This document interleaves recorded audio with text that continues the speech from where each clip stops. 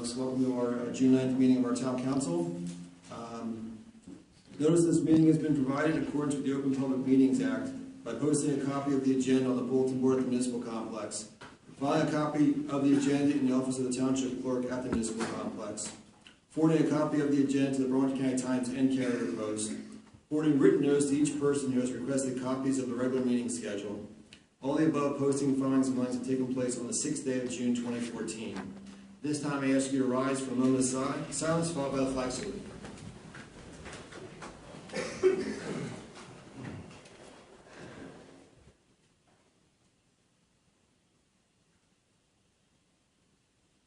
Pledge allegiance to the flag of the United States of America and to the republic for which it stands, one nation, under God, indivisible, with liberty and justice for all.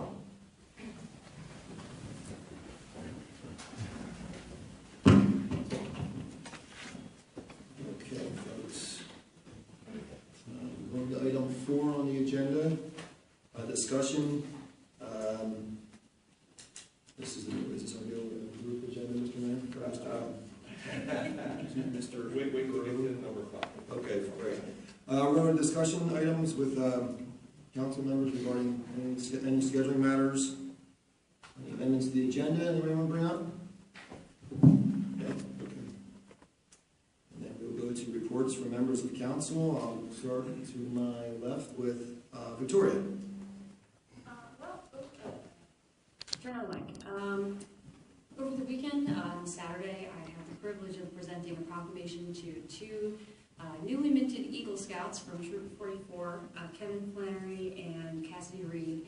It's a great ceremony. You know, it's a huge accomplishment for a Boy Scout to become an Eagle Scout. Only a very, very small percentage of them ever do.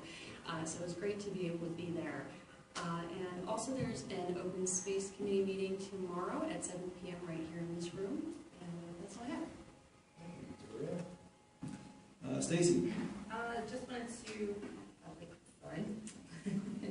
Just want to let you know we had an EDAC meeting last week, and we talked about what council has asked EDAC to go over, which is the permitting and construction process through town. Make sure we streamline it, make sure it's easier for our business people to get through and not as cumbersome. So they've been working on that, and they're also working on parking.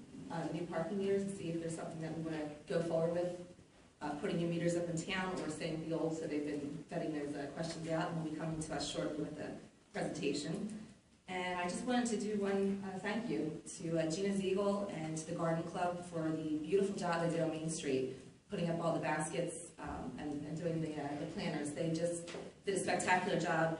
And not only did we have those volunteers, but we also had township administrative volunteers, Ms. Hunt, as well as several other of our employees, and I just wanted to publicly thank them. During their lunch hour. Oh, thank you. During their lunch hour. They took their lunch hour to go hang up the baskets, which, oh, I'm sorry, and Tom was there. Tom was directing, I'm sure. He was carrying. But I just wanted to publicly thank them because I don't think we give them the recognition that they deserve a lot of the times, and I just wanted to thank them, especially since they did it on their lunch hour. Great. Thank you, Stacy. Phil. I'm exceeding the limit of microphones here.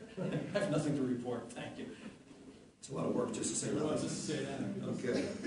Greg. Worked. The Sustainable Morristown Committee actually did a great thing in Morristown Day. We gave out bags, and we can give you bags if you like as well. These bags are actually sustainable themselves. They've been made from materials that are recycled. We gave a lot of them out at Morristown Day, and there were a lot of people there. It was a great day, absolutely great day. Nothing else. Thank you, Greg. Only 2 items I have to report. On Memorial Day, I got to give the welcome at the annual Memorial Day ceremony. Always a bittersweet event. It's nice that you see everybody together and coming together for you know, what's the unofficial kickoff of the summer. But you have to remember what Memorial Day is all about. Thank those who died fighting for our freedom and our ability to come here and assemble tonight. And then just this morning, I had the honor of introducing the kids at the Unity Day at the community center, which is where the third graders of all the elementary schools come together as a class, and together they go off to the upper elementary school. So that was a lot of fun.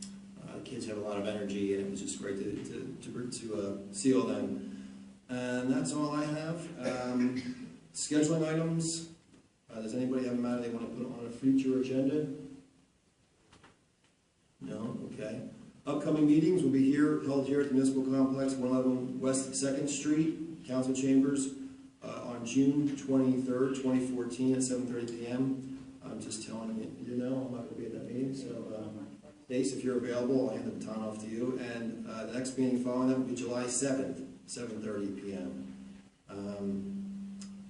Does anybody have an agenda update? If not, I'll ask for adoption of the consent agenda with a resolution. So moved. Second. All in favor? Aye. Abstention or nays? None. Okay, Scott, take it away. Thank you, Mr. Mayor. First thing I want to discuss, this is part of our agenda that we call our informal discussion or our workshop. Over the last couple of months, as we've incorporated this section into the meeting, which I think has been very positive and effective, what it's basically done is it's almost made two other sections that we have had redundant, and that's the new and old business in the manager's report. So the agenda tonight does not include new or old business or manager's report. Everything that would be discussed in those sections, we're going to discuss under the informal discussion of the workshop. So if council has no objections, that's how we'll go moving forward. In that case, I would have a piece of new business. Okay, well, and that's, the workshop is for that type of open discussion. But I do have a couple other things. One, I want to commend the MDA for another terrific Morristown Day. Weather was great, crowds were huge. The flowers did look great, and Gina was very hardworking, consistent to get those up. So just another out of many job well done for the MBA in one of their events. This Thursday, right outside this building, there's going to be a torch run, and it's a nationwide law enforcement project or event in conjunction with the Special Olympics USA Games. The games this year are in New Jersey, and like the other Olympics, they have a torch run, and the final leg of the torch run is going to be coming through Morristown on Thursday. So there will be some fanfare here at 2:15 on Thursday, so if you're coming, I would show up at least a half hour before that. Runners will be coming in with the torch. We'll have something for them, and I believe they'll have something for us, and it should be a really, really fun and exciting event. That's this Thursday, right here at 2:15. Scott, what's your route coming into town? They're stopping at 10 communities on Thursday, and they're actually taking buses in between the communities.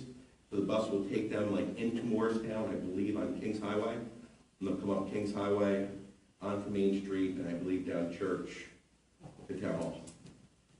Because yeah, they're coming from Maple Shade. All right, a couple more meatier pieces of business. At the last meeting, council did table a contract for Tozer Train. It was a service contract or maintenance contract.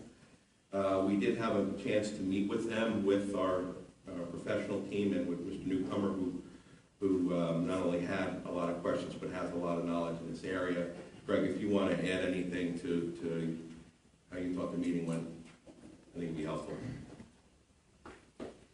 I think the meeting went very well. First of all, it was established that instead of using their A-rate mechanic, they would use their B-rate mechanic for the type of work, which is less charge for the mechanic as well.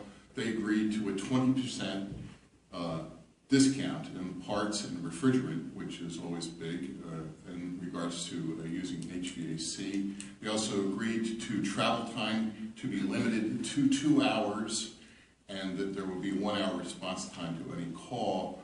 Excellent items for a contract. I was very happy. There's still a little few details to work out, but I believe next time we could accept this 10-year contract. The value of the $15,000 10-year contract is also well established to be a good thing for us, because we agreed on what's called a 30-day out.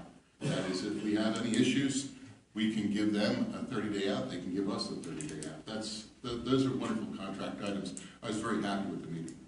Great, thanks. Also, since the last meeting, we did have a bid opening that we need to discuss this evening, because the low bid came in above our engineer's estimate, and that was to repair the Strawbridge Lake dams. The estimate, I believe the bond, Tommy, correct me if I'm wrong, was for $300,000 last year, and it came in at just a shade under $350. It was like $349 and change. Part of the reason, and I did talk to Jim Runman, our engineer, about that, and I think part of the reason is, this council knows this is a project that's been bandied about for a lot of years, and perhaps Alimo was, I think it was a 2012 or 13 budget estimate. But in talking to several people, including our engineer, it is the right scope of work. That is a fair price for the scope of work. So if council wants to go forward and award that contract, we can do that at the next meeting. But we do need to discuss how we would raise the additional $50,000. It would be my recommendation, since we were going to pay the debt down on that through the open space fund, that we would just pay the extra straight out of the open space fund.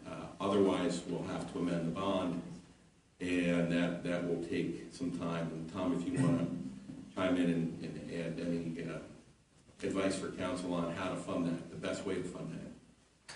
Well, you have two options, and I'd have to look at the bond ordinance again, because I think maybe probably more than 50,000, because some of the money the bond ordinance goes towards the inspection of the dams and the legal expense for bonding. But you can take that difference and you can either fund it fully out of the open space trust fund, or you can amend the bond ordinance and then finance it.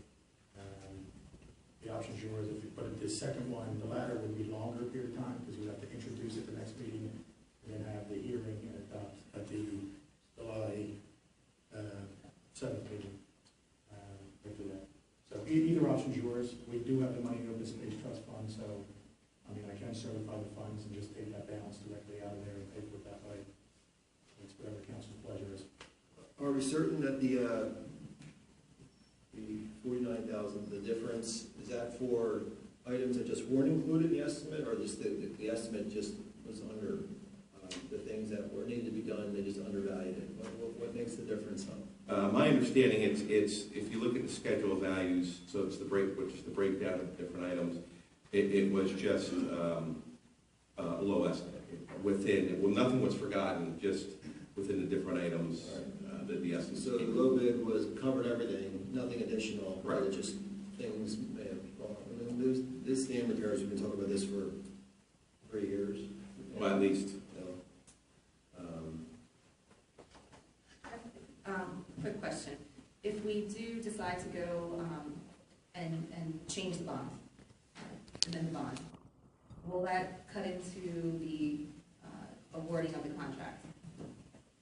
The owner of the company lives in town. If that's what council wanted to do, we could ask him for an extension if needed. If I don't see why he would say no.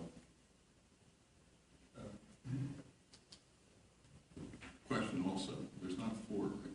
I wanted to see if the Open Space Committee had this has been discussed with the Open Space Committee. In what respect, right? Well, if we were going to take 50,000 out of the Open Space Fund, had it been discussed for this use? I know of some committee members that's been discussed it. I don't think it's a problem, but I wondered if it had been discussed. I'll be honest with you, I haven't discussed it with them, but what you bring up is actually, it touches upon another topic at some point in the near future I want to talk to council about, which is, we talked about this at the beginning of the year, which is sort of setting what these standards are for the different advisory committees.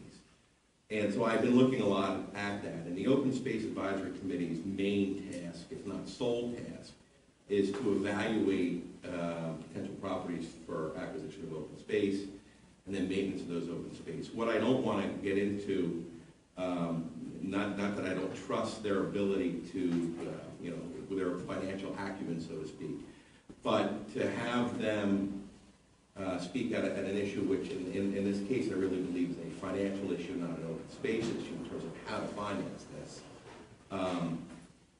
I basically talked to Tom about it and felt that was, to get the best way to handle this financially.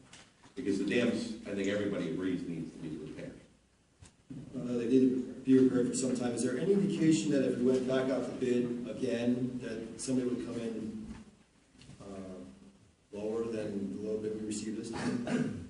No, I did talk to Jim Rudiman about that, and he thought that the bid numbers that came in were accurate, fair numbers. Tom, if we decided to just fully fund it, how does that affect the open space fund for future purchases and things of that nature? The open space fund is very healthy at this point. I'm not aware of any large purchases. Also may be aware of them, but that next purchase could be financed. We're talking 50+ thousand, say between 50 and 100,000, whatever this number would be. We could easily take that. I would suggest, Scott, even though your future idea of doing this change is possible, which is probably good value, it would be good to have a discussion with them and say, oh, this is what we intended, and from my perspective.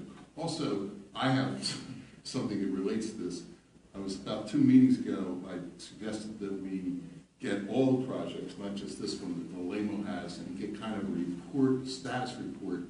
We had a small one, I think last year in November, but get kind of a critical path as to whether we're doing a road improvement, that kind of thing that Vallejo is doing. Yeah, I'm meeting with Mr. Rudiman this Wednesday. I did remember that request from the last meeting. That was one of the things on the agenda to be discussed.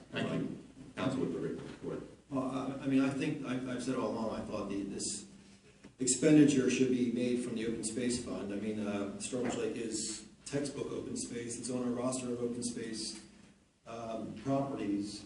I don't think the estimates are going to get any better. I don't know. It seems like the low bidder is has experience in this area, and I don't know why the disconnect, but I'm inclined to authorize the expenditure for the changes. I think we waited years on this project, and I think it's not getting any better. And we run the risk of putting out the bid again, and the dam's getting worse. And we're going into the rainy season, and I just think that this is something we need to finally get off our desk and get done. Yeah, the other thing to consider, and I was trying to get an answer from Mr. Rudiman today. He was going to look it up and did not get back to me yet. There was a series of DEP permits that had to be acquired before going out to bid. They're not I don't know when they expire. Right. There's a bunch of things we have to consider. So Council, I'm ready. I think it's a project we need to do. It's something we've talked about, and I'm going through from what Tom has said. It's not going to affect us, so I think we should go ahead and move forward with it. I would agree with that. If it's not going to be a big effect on the open space fund, let's just go ahead and do I don't want to it. jeopardize the DEP permits. I don't want to jeopardize with the. Let's just go ahead and roll with it and move along, is what I would say. Well, So, I do agree with Greg that I think it might be appropriate to at least consult with the Open Space Committee before we go ahead and do this.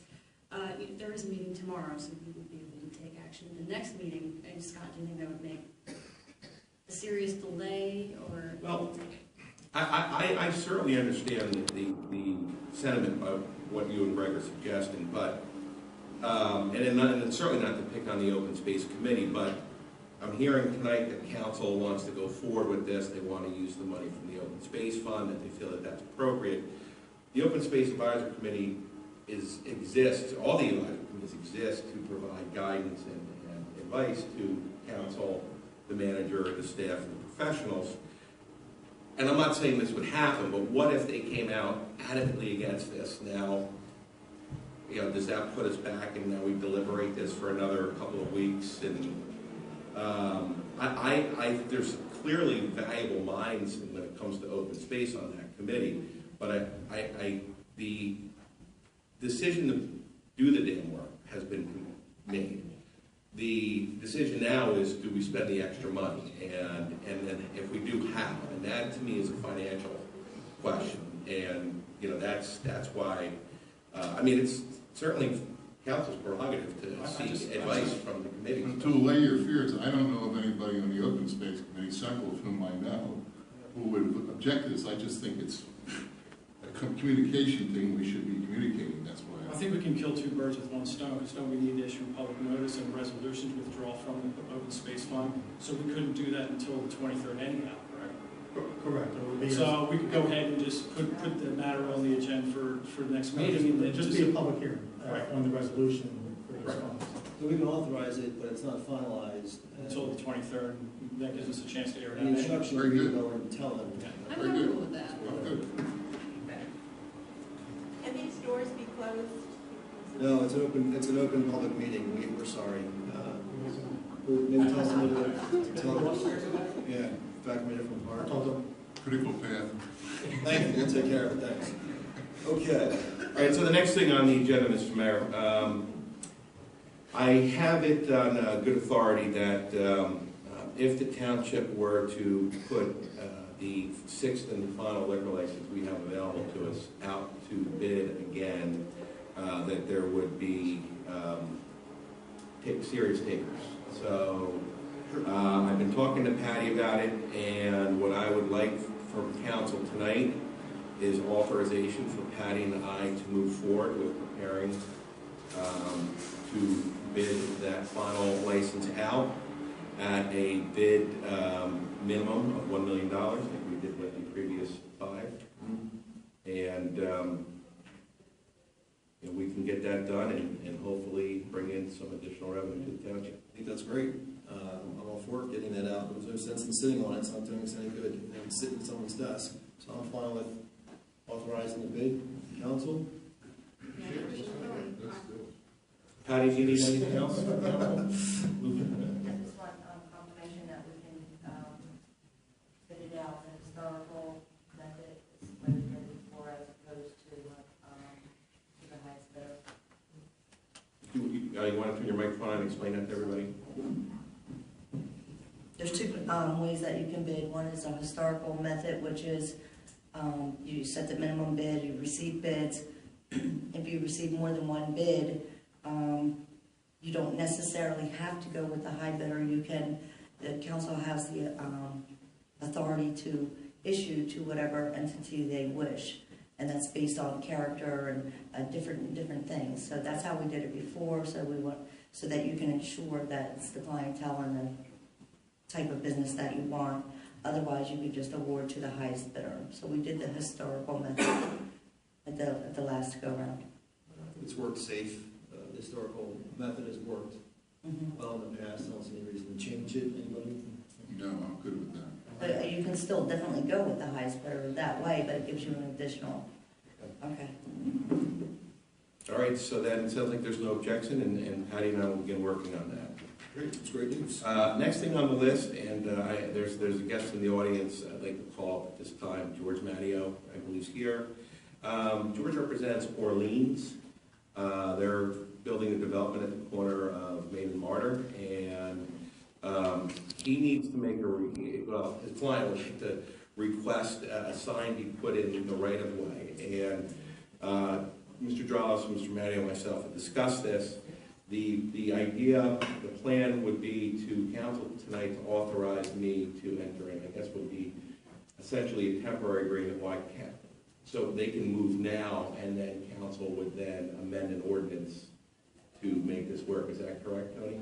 Yeah, the issue, George, we'll handle the substance of it, but procedurally, and in order to do that on a long-term basis, we have to adopt an ordinance to permit that under the local land and buildings law. In the short term, since the builder's building, they want to get out there quicker, and similar to other projects we've done, we're looking at some type of a right of entry or temporary license in order to allow the developer to get started out there pending council's adoption of an ordinance that would authorize permanent transfer of the property rights to the developer so they can install the sign. Can I I ask think the they're location? mapping things out here. Scott, you ready for George to take it away? Yeah, George, please do, because I'm Yeah. trying to explain to the deputy mayor, and you could do a lot better job. First, why don't you first, George, I'd like to cut you off to make everyone clear exactly what piece of property we're talking about. Yeah. Thank you, Mayor. First of all, my name is George Mattio. I'm the attorney for Orleans Home Builders. They were the contract purchaser of roughly 20 individual home building lots. It's really on, I guess, East Main and Martyr. It's behind the rehabilitation center that Mr. Burris got the center approved, as well as the lots through the zoning board. Again, my client, Orleans, is the purchaser of the residential lots, so they didn't get the approvals, they just bought the approved lots, and they are completing the development and will be building houses. In fact, if you've been out that way, the sample house is up already.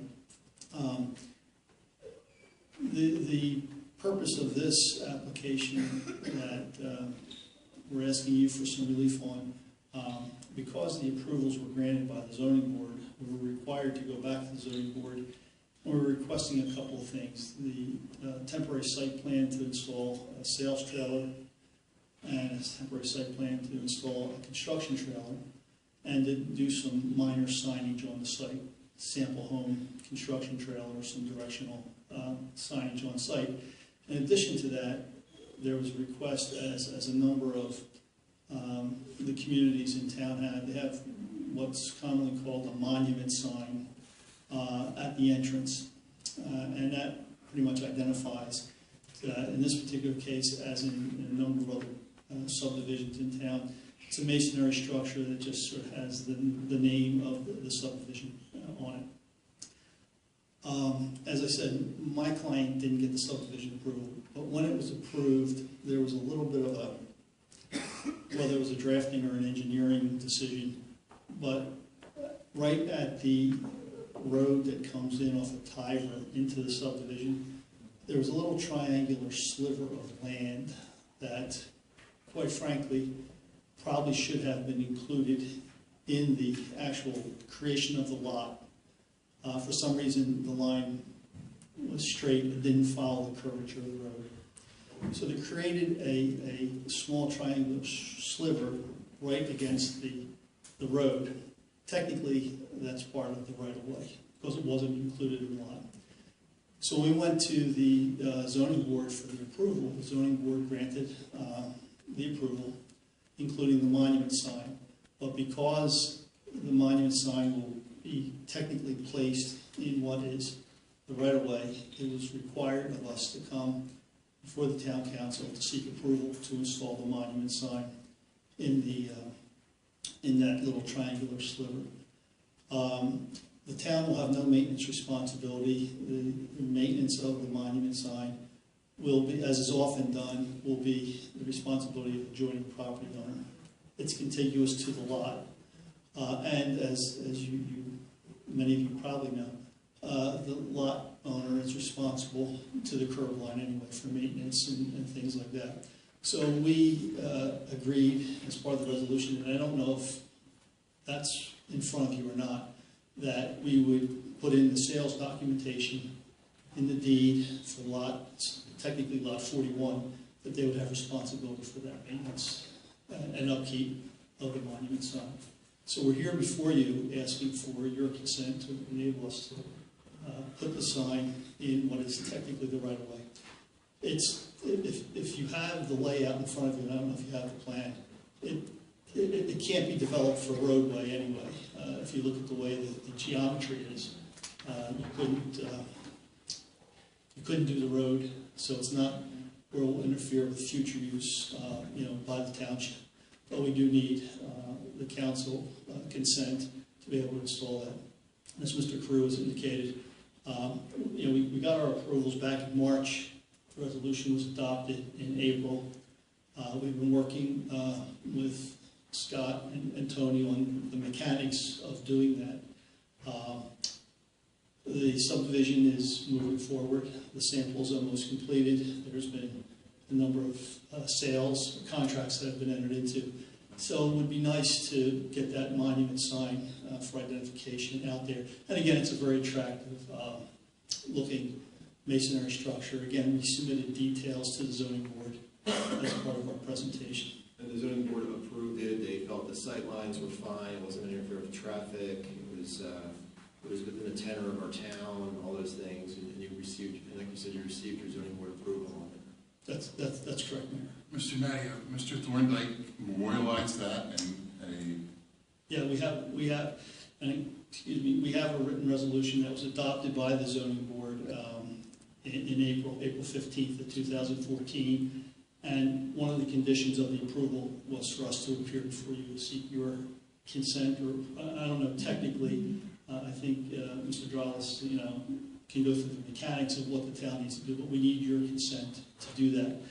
One of the things that, again, I asked both Mr. Dralis and Mr. Crew was, is there a way that while you go through the process that you have to go through as a public body, can we, get some sort of consent or access? And as Mr. Dralis has indicated, that is something that, I guess, I don't know if it's been done here, but it is done. And it would enable us to get started while you go through the process of your, as a public body to authorize it. I hope I answered the question. It was probably longer than... You're actually approving what the zoning board has already approved. Right. Yes. Well, we are, but, it's a public property, that's council's job to sign off on that. The zoning board essentially has recommended it now before council to make a decision. What we're looking at procedurally is dealing with this within the confines of the local land and buildings law, since it is public land, but also in the short term, trying to find a way to help get them started. So Scott was more comfortable with council being aware of this before Scott and I and George put a temporary agreement together, and that's really the purpose of tonight, is just to hear it out, get council sense. And if you approve it in the short term, the three of us will work out a written form of agreement, and then hopefully the next meeting we can get an ordinance on for first reading.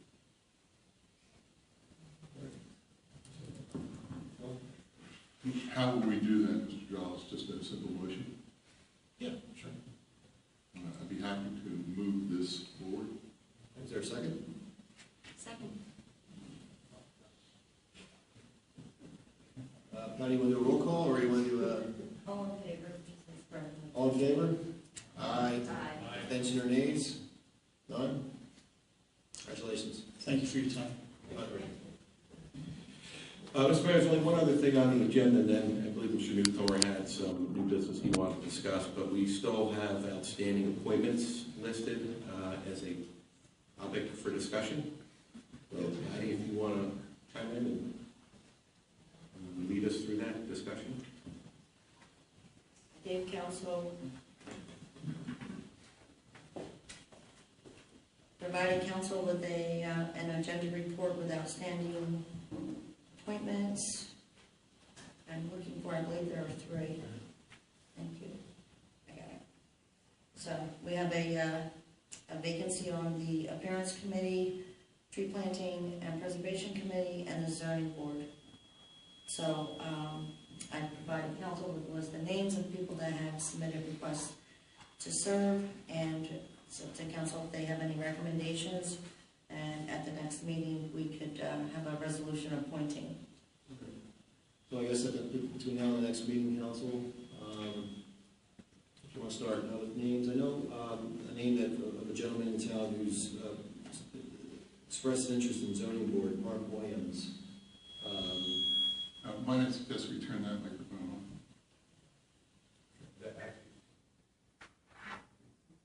Is that better? Yeah, that, the main mic, the public microphone stays on. Feedback from the vacuum cleaner, maybe? Yeah, so maybe Mark, what's that? So, maybe we can consider Mark Williams for zoning board. He submitted a request to serve. He's a local builder, works for a builder in town. Discuss his name and any other names you wish to discuss. I would suggest that we, as suggested a long time ago by Mayor Sandier, advertise when we have these types of appointments, also in the paper, suggesting that people from the town would be able to come in who have talents in various areas. We would widen our diverse abilities from different people in the town and get maybe more of a group of people who have gifts to give the town. Okay. Nice. Mr. Mayor, I'd like to go ahead and let's address the zoning board, since that's a statutory committee anyhow. We're obligated to fill that one. Okay. The other ones are just alternates on advisory committee, so I don't see any real hurry to move along with them. So if we wanted to go that route and take our time to make a solution, fine. But the zoning board, I think we should move along. Well, the difference too with the zoning board, we've got 4 people who have requested us to serve on the zoning board just recently. Oh, is that right? I mean, you say date request received. Am I reading this right, Patty? Yeah, so What do you guys want to do? so Mark was one of them. Okay. If you suggest Mark and feel comfortable with Mark, I know he comes from a great family and very involved in town. So I'm fine with that name. Okay. Victoria? Yeah, I'm fine with that. I was wondering, is the ethics committee filled? Because I couldn't remember whether it was or not. That's actually a board, and yes, it's filled. Okay, thank you. It's a design bipartisan board. All right, then I guess prepare a resolution, Patty, for the next meeting, appointing Mark Williams to zoning board, and then we'll discuss amongst ourselves between now and the next meeting the other openings. Does that sound good, council? Sounds good to me. Okay, great. Scott, anything else on our other? I had nothing else, but I believe Mr. Newcomer wanted to bring a new topic up. Mr. Newcomer, take it away. Well, it's really not a new topic. I have a new way to express it. As discussed before, can we look into a system which addresses the facility and site assets, which will provide a process for emergency, priority, routine, predictive, and proactive tasks and projects that will ensure the best care of our new and existing buildings in the town? Can we go forward with that? I've talked recently with different processes with both Palm and Scott. But I think we really should, as a council, say this is really important, so the care of our new buildings and the care of our existing buildings are important. All I ask at this time is that would it be possible to look into that? What are we trying to look into? So a good example of that would be a computerized maintenance management system, for instance, that would look into, that would look at those things that I've spoke about: emergency, priority, routine, and predictive and proactive tasks.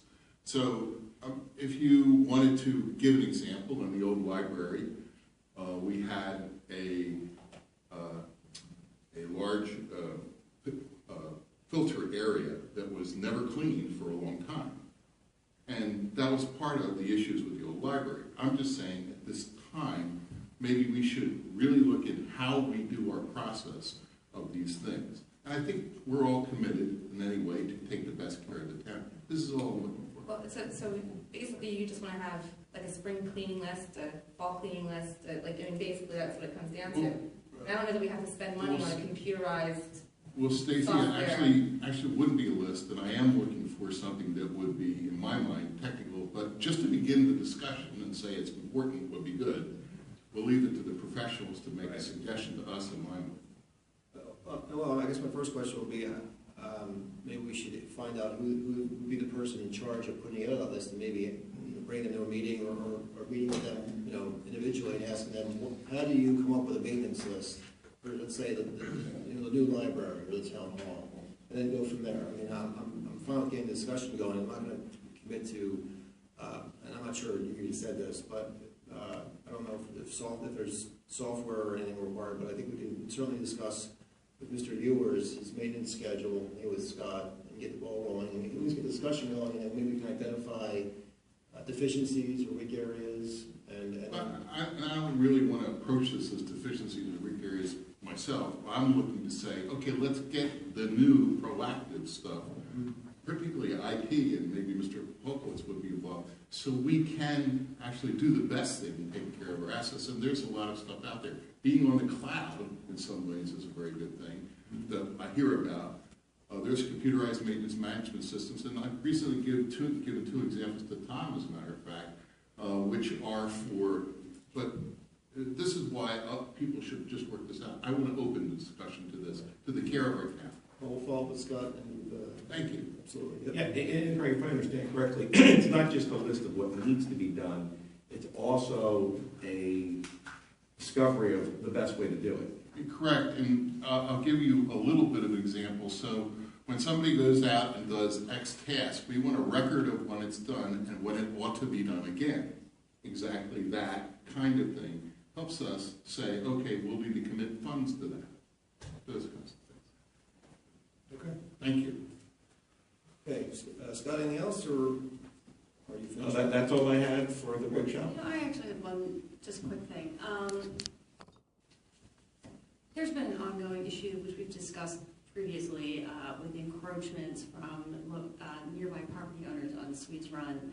And I was just wondering if we have any update of where, what's happening at this point, we should have a plan at this point for how we want to address this.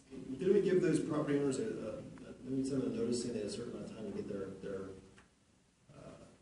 whatever it is, sheds or fences or whatever off Trees. tree forts off off our open space? Didn't we get? Wasn't that the first step? Yes, and it's my understanding that there hasn't been any compliance with that. All right. So what's the next step, Scott? Oh, and Mr. Dross wants to chime in on this. I'd be more than happy to have him do it. But yeah, basically there's really two issues. There is the tree fort and some trash. There's an area where obviously, I guess young people are hanging out. There's also a trampoline. There's also basically an orchard, which has been planted starting on someone's property and into our property. Right, because the other issue that's not as noticeable if you don't know what you're looking at, and I think this is, I know this is bothering the Open Space Committee, and rightfully so, is around the other side, and what I would call the back, furthest away from the street, where there's a row of homes, it's just open space, and it's meant to be just left open space. And as people have done their vegetable gardens or done their backyard play sets, they've sort of just, and that's not the only place in town we have that. It's Kenny's over the years has shown me, different places where people have taken down slip rail fences that were ours and, planted this or built that. And but yeah, it's the violation letters did go out. There is an enforcement component to that, and I'll follow up with Mr. Clifford and Mr. Ewers about if they have pulled the trigger on that. But obviously, Dave, unless Tony, you've got any other suggestions on how we bring these people into compliance, I think it just might have to be citations and keep them bringing them to court. I think that's how that's Well, is another option simply to just have the Department of Public Works go in and remove the offending encroachments? It actually seems like that would be less expensive and time consuming than taking these people to court. Well, We do have a responsibility, since it's a Green Acres property, to keep it free of encroachments, because if we're found in non-compliance, we would be liable to repay funds that we've received from the program. An important issue, Victoria, no doubt. I think physically going in and moving stuff is probably going to lead to even bigger trouble than handling it through the established process. So you'd certainly get attention. We have an established process, we should go through it, but there hasn't seemed to have been one. It was sort of, Tom Ford said, well, we could send a letter, so he sent a letter. It wasn't really, this is how we go about dealing with these issues. It doesn't seem like we've been proactively dealing with them. So if we have a process, I think we should go through the process. I take it this is something that it's the open space people, the open space advisory committee members, this is something it's a big problem. Been a large concern for over a year now, and we haven't addressed it properly, and we really need to start taking action on it. Well, there's more to the legal process, enforcement process that's available. Scott mentioned that. Mm-hmm. That's something that can be followed through the municipal court. And that hasn't run its course yet. We haven't taken it to the next step, as I gather, although we could. And I think that's, from my advice, from my standpoint, the better way to go at this point, rather than devoting township resources to going in and physically moving things. Probably going to lead to at least more conflict. Right, it's a little heavy-handed. The treehouse and the debris around the treehouse, I don't think we'll have a problem removing, because I would find it very hard to believe anyone's going to take credit for that. However, the encroachment with, like I said, the backyards that are expanding. Yeah. The 5-year-old has been really mad at you. Based on the beverages on the ground, I'm just a little older than If 5. you would be in complaint, you usually get your way, so the 5-year-old will probably get his way. Well, I think, council, I'll entertain discussion on whether we want to proceed with issuing formal summonses, I guess, or tickets, or. I think Scott, that's the next level you have to take it to. Right. Yeah, I'll follow up. Like I said, I think Victoria's right about that, and I can talk to Mr. Charles offline about this, but about the treehouse and the debris. I think that because to be honest, while it is encroachment, most of what the other side has encroached upon, it's not like it's an eyesore. It's not like it's a problem, but it's. Like I said, it's a garden, it's, bench, it's landscaping, so, I think, with that, like Mr. Drella said, we go through the Well, if I'm remembering my third year law school property class, adverse possession doesn't apply to municipalities, so it's not as if anybody can say they've been there for 20 years and they own it, right? That's what wrong. No, I don't think so. I don't know that problem, so, okay. Well, if we're going to do it there, should we just do it everywhere? I mean, should we be consistent throughout the township rather than just target specific areas? The problem we have, and it's a problem both with Public Works and with zoning, is manpower. We've had a couple people come recently to complain about signs on the telephone poles and the trees for different businesses. We have a single zoning officer, and even though the office work is now become more efficient because the entire community development department is together where they were separate when construction was above the library and everybody else to executive, it's still just Mr. Clifford going out, and I've talked to Director Johnson about the police department helping with some of these issues.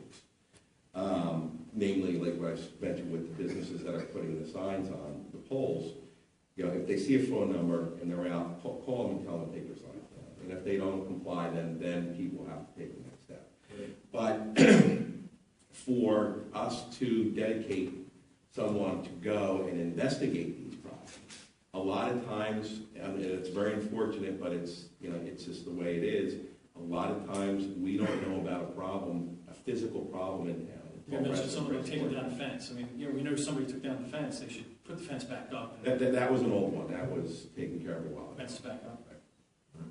But I just think just being consistent throughout the township. If we're going to identify, let's use that process and just be consistent throughout. Yeah. Mr. Mayor, I apologize. I'm trying to get used to this new to business, no old business. I have two other things actually. Well, actually, the one is old. I attended the Recreation Advisory Committee meeting, and the folks there actually asked me to bring this to council. They said specifically regarding the David Gentile Memorial, these words: David Gentile should receive a significant recreation more than a bench or a marker, a portion of the Maple Dawson Park, i.e. the tennis courts or the basketball courts, should be named in David's memory, or the entire Maple Dawson Park be named in David's memory. That is their recommendation. I just bring this up from the Recreation Committee, and this is exactly their words. They discussed some other things which I've actually copied. Scott actually sent this to Scott before. I don't know if we want to move forward to discuss several times, so I think that they were looking for us to do something about that.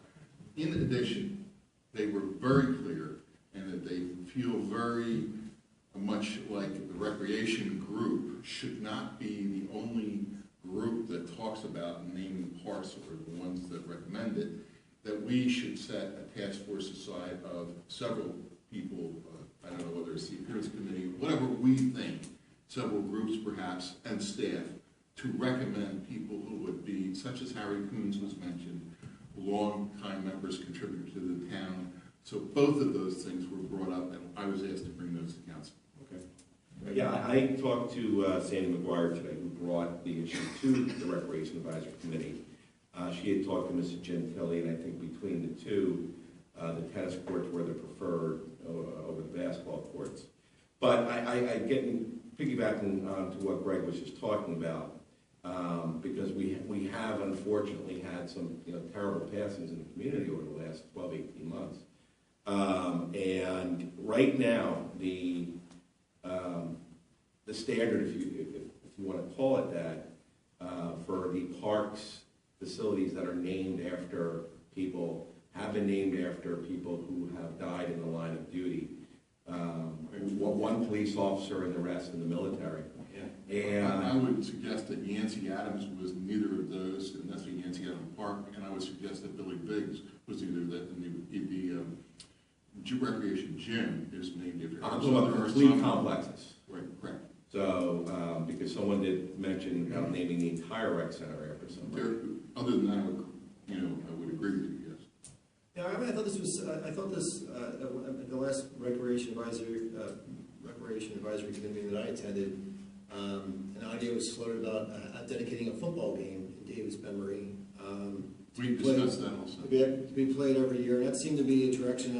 I'm kind of surprised at that. I didn't attend the meeting this past week, but I'm kind of surprised because I distinctly remember them saying that getting into naming a park was something that was really more reserved for members of the military or perhaps a police officer who lost his line of duty. Not to take away anything about David. David had an extraordinary life. Was tragically injured in a football game. I knew David before. Yeah.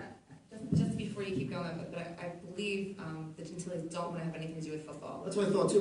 But then she's okay. So if that's the case, the injury was related to football. I thought that too. But then Sandy said at the meeting that she said she felt they would approve it. So I guess she came back and said, well, that's actually, fine. They showed me memorialized from the previous meeting these exact words and actually pointed this out, and that's why when we carried it to council. I certainly would entertain the objective of the idea of naming a part of a park after David. That's for sure. And they suggested tennis courts as well, which is a portion of Maple Dawson Park, i.e. the tennis courts or basketball courts, as a possibility. Okay. We can go over about that. Okay. And Greg, you said you had 2 new orders of business? The second item, we were all copied on different levels, letters in regards to Laurel Creek and so forth, and actually I was talking to Tony a little bit about this before the meeting in regards to the residents' charges. And having looked over this and thinking about this, maybe one perspective would be for us to all review the water rates, because I just was able to go on the website, and thank you, Patty, and see the water rates, and then see what perspective there is, because I'm told you can pay as much as $1,000 more, I guess, if you're on Laurel Springs and Laurel Creek rather, and getting rates from Mount Holly, and we get a perspective of those people. I have been talked to about this for 2 years, particular, and previous to that, I know it's been a subject. What action we would take, I guess, if we were ready to do that, would be to, in my mind, possibly join with Hainesport, who has talked about a different item about that to Mount Holly, or talk to the Mount Holly folks, that is the township, or talk to the utility themselves, or possibly talk to a legislative body in a letter, a formal letter from us, are all possibilities, but maybe we should look at the rates ourselves and then deliberate on it and think about what we would do, is my thought at this point. I don't know if anybody else has any thoughts. Greg, I'm kind of familiar with the issue you're talking about, but you said we were all copied on the email? I was not. Yeah, I didn't get anything on it either. in the emails for the township, we had several letters that were sent to us as council people, which asked us, for instance, to come up with a creative solution to the fact that these, and maybe perhaps only a few of us were copied, I don't know. I believe just you and Stacy were Just two of copied. us. Oh, just the two of us. And maybe Well, fill out that's a one. good reason for more deliberation, we should send it out. These folks, I do know, feel that they have, if you will, taxation without Okay, representation. so what you're saying, just because I don't understand, I don't know precisely what you're talking about. You're saying that people in Laurel Creek who get their water through Mount Holly, they're sewer, okay, so they're sewer charge, okay. They're saying they're alleging that they're paying more than the individuals who use the. Right, and all I'm asking is that we get more information and look into it in the next meeting, or hour. Chris, just to give you an example of what one of the things we're talking about, when we bill for sewer, and Tom, please correct me if I'm wrong, we bill based on a winter rate average. So if you're watering your grass in the summer, yes, you have to pay for the water, but you're not paying for the sewer for the use of that water. Your sewer bill is calculated on your water usage. Right, where the way the Mount Holly MOA does it is they just, whatever water you use, unless you have a separate meter for irrigation, which you can get. Right. But yeah, I did talk to Tony briefly about it. I talked to Ken Ewers and Bill Butler about it. This has been, I guess, an issue since Laurel Creek was developed. And I asked Ken the reason why they went to Mount Holly in the first place. It was, Kenny said, as far as he knows, it was strictly because of the cost of building another sewer treatment plant. Was just Which was a decision, I guess, the builder made when Laurel Creek was built, which with full disclosure to the Is purchasers. Lockheed now going to go up to MUA as well? Anybody that's building out there now is over to MUA as well, correct? yes. Could be, yeah, I think they take all that too. You're joining Lockheed. Yeah, well, I guess in the new toll development Well, out there, it's certainly something we're we're going to going go to Mount Holly. Yeah, So- well, Okay, great. It's certainly something we'll follow up on. Thank you for indulging old business and new business. Anything else, Greg? Okay, does anybody else have any new business? Anything you want? Okay. Let's move on, I probably should move to substance. We have students here. In our ongoing effort to recognize local student leaders and leaders of government, we have today some representatives of the student government of the Morristown Friends School. And I think we have today Dan Richards, Kim Geiser, and am I pronouncing this correctly, Eliza Cartagena. Okay, are there any other students? I think I can handle this for myself, Stacy. Do we have any other students from Friends? Okay, could you come up to the microphone? I'm going to give you your proclamations.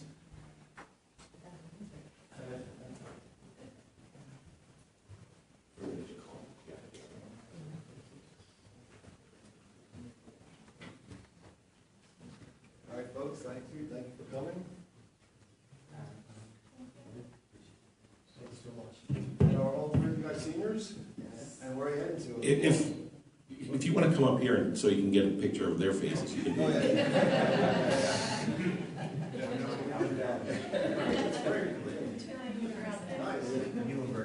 Very nice. That's nice. And I guess you guys already graduated. I know my daughter goes to Friends, and I saw the setup. So, I'm going to read to you one of the proclamations, and please, if you want a picture, you go right ahead. Whereas throughout the Morristown Friends school, students have participated in student government elections for clerks and co-clerks. And whereas the students have learned the steps of the electoral process by selecting candidates, running campaigns, and holding elections, these experiences have not only educated them in the political process, but also in the responsibility of all citizens to participate in the selection of our government and our representatives. Whereas student government offers an opportunity for participants to strengthen leadership skills while exploring the power and effectiveness of democracy within their own schools. And as a result of their hard work and dedication, the successful candidates have earned the right to represent their fellow students. Now therefore, be it proclaimed that the Township Council of the Township of Morristown urges all citizens of the Township of Morristown to recognize the achievements of the following elected class officers, and wish them continued success during their terms of office and in becoming tomorrow's leaders within our community and future government. So maybe the future president here, you never know. And I'll read everybody here, even though some students that weren't able to make it. Clerk for the meeting for worship for business is Dan Richards. Co-clerks, Agenda Committee, Elizabeth Adler and Maddie Cohen. The recording clerk is Kim Geiser, and the co-clerks for the diversity community are Liza Cartagena and Aldeberto Rosado. That's great. Let's go. And we'll make sure the other individuals get their proclamations. So much. Thank you so much. Thank you so much.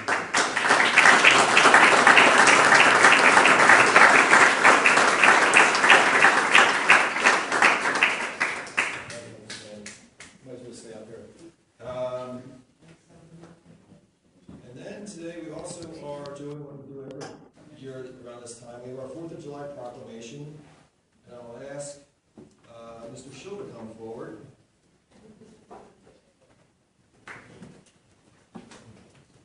Another young up-and-coming Morristonian.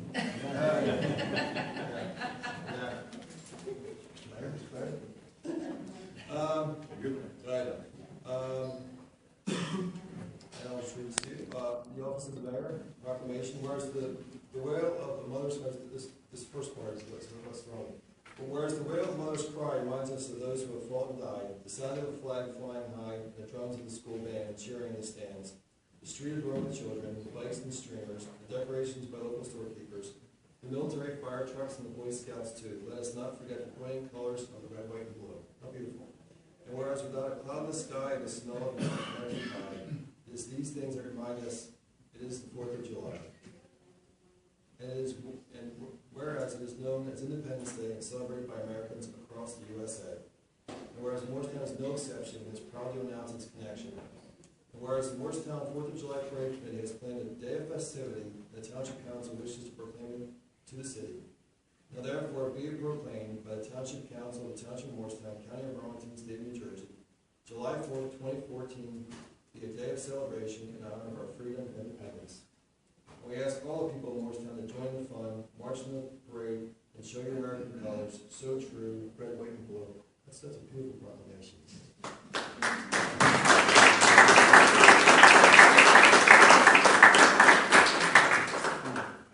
You got it? Thank you. Thank you very much, Mr. Schill. If I can just say one thing, we've expanded it to also include what we call the Freedom Lecture, which will take place June 17th at the Community House, and it deals with our founding in this area during the American Revolution. I invite everyone to come. It's June 17th at 7 o'clock, and we have a 1-mile freedom run, which takes place now just before the parade, and a freedom poster contest, which is in the grade schools, and we'll announce the winners at this freedom lecture. So please come out. It's more than just a parade. Sure is. Thank you so much. Thanks, sir. Very much.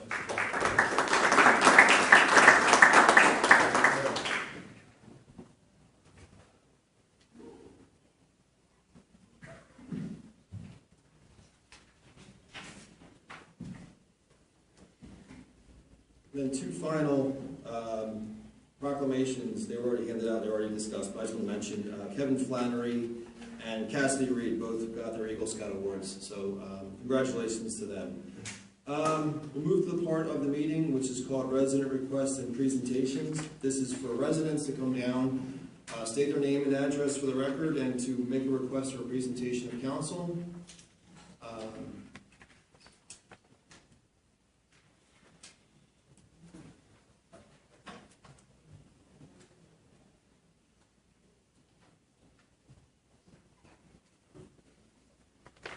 Sure. Women 123 Augusta Drive. In a couple weeks, or within the week, we're going to have the library move across the street. Has council made any decisions as to what's going to happen to the old library? No. So, that's going to be empty for 2 years and there's no We don't know. plans? We're gonna have a study done to determine, We've actually, we've had a group that's actually been deliberating on a couple of different issues. One being what to do with that site, the physical site, the building, the property.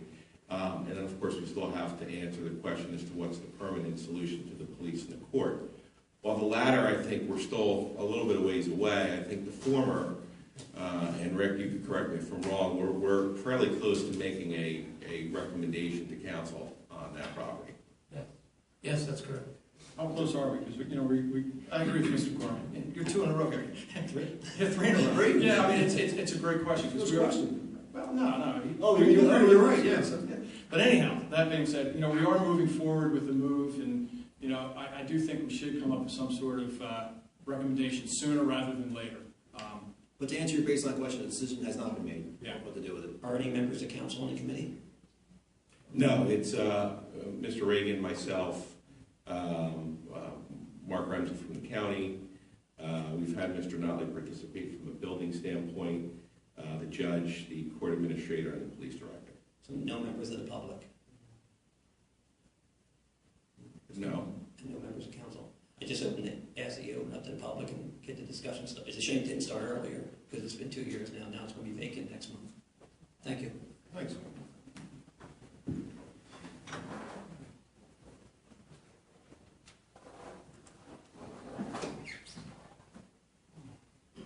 Yeah. Hi. Kathy Sutherland, 417 North Church Street. Please notice that I have my back to the camera. I'd like to talk about the building, the old library. It can withstand F4 tornado, Fred, is that right? Yes. Okay. He's an old timer, so he knows all that stuff. But anyway, I know you think it's an eyesore, but I think we could do something productive with it for the community. Now, of course, there's another side to it also, which I see, is that we don't have a lot of parking in this new area here. So I understand it could be for parking, but I'd like to see it stay. So that's just my opinion. Also, I'd like to address the people that are filming this, that I do not give you permission to film me, and that it will be taken off of YouTube. And I don't think I have anything else to say, which is very odd. But thank you. I'll tell you what, you can reserve the rest of your time and come back if you wish. Oh, thank you so much, Mr. Chiaccio. Did I say your name finally right? Close enough. Okay, all right, thank you. Yep. Just to touch on a little bit of what Mrs. Sutherland said with the building. She did make one point that I just want to follow up on, because people have asked, the old complex had everything, including police and court. And one of the things you notice, and Mrs. Sutherland referenced the amount of parking. We have enough parking for the rec center and for this building, including the library. What you didn't have 40 years ago when the old complex was built was the stringent DEP laws for stormwater management, which you see a really nice size and beautifully done water retention basin. The problem with determining a potential use for the building, with the building staying, and not a potential use for the site, is, and this is something that actually we had a meeting last week to discuss this, the building, because it would be anything other than a library, would become a change of use. And once it becomes a change of use, a couple things get triggered. One, it has to come up to code. And our professionals sitting at the table here estimate that to be $3-4 million just to get up to code.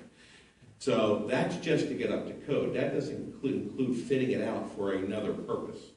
It has to be tied into our new stormwater system. It requires a new roof. It requires a lot of things need to be done prior to any work being done to now repurpose it for something else. So, I mean, we weren't intending on discussing this tonight, Rick, but it's not just about, hey, the library's out now, let's put somebody else back in.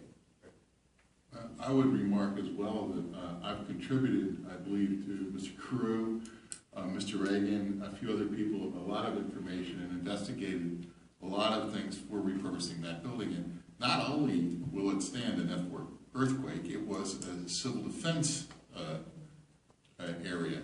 That being said, the amount of dollars that it would take to make that building valuable is one thing. The amount of cost to the taxpayer, should we keep it as a building, is a consideration as well. But traffic is a big consideration for anything that we do that would keep that building, that would increase traffic in town, would be a detriment to the community in my mind, so. Yeah, you're right, you're right. All good comments. Sir?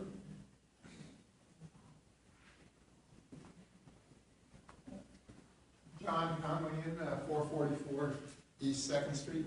It's just a question that relates to environmental stewardship and just beautification in town. It seems like everybody in town is very compliant with recycling. When you, every other Wednesday, you see all the buckets out there and the cans, and so people are willing to get their recyclable materials where they need to be. But when you walk around town, there are very few in public space areas, in the parks, at the ball fields along Main Street. There are very few places where there are receptacles that are designated or identified for recyclables. And so you see garbage cans everywhere that are either overflowing at the ball fields or that are just full of cans and plastic bottles and stuff that are just going into a landfill. I don't know what the implications are for how we collect trash or how the county collects recyclables, but I'm concerned that we could be doing a better job for encouraging the people that obviously are compliant and want to recycle things that are recyclable, and giving them places to put it along the streets and in our parks and in public areas. He's absolutely right. There's no doubt about it. There's no two ways of discussing it. It's this issue that we've talked about with the parks internally lately, and we tried to encourage the sports organizations to encourage their participants to bring the bottles out. You know, sort of the same type of mantra you hear with camping. Whatever you take in, you take out. Because it's exactly as he said.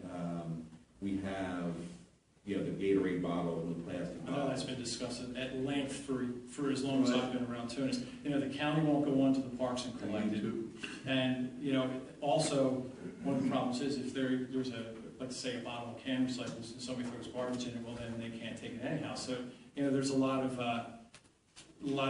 gray area. But I think the best thing is just, you know, whatever comes in comes out. It's the camping world. Oh, and you know, we do have, and you know, we do have this tremendous resource, which is the committees that we have, and I think that this issue touches on a couple of different committees: open space, environmental, recreation, and I would throw in Sustainable Morristown there. Perhaps collectively they can come up with not only a plan, but some of those people in some of those groups are actually been proven to be really good at getting grants, finding grants and getting grants for something like that. One of the things we did before, and I know it worked there really well for a few years, was that the teams at the end of their game or the end of their practices does a walkthrough.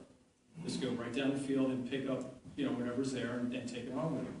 If you can do it enough, you should be able to do it. But you know, I think there's no place at the you know, I think we need recycling bins at the park. You know, I think that's a problem. Yeah, I think one of the problems that you had said, touched on before, Phil, was that people would throw regular trash in with recycling, and then it caused big problems that way. But there are recycling.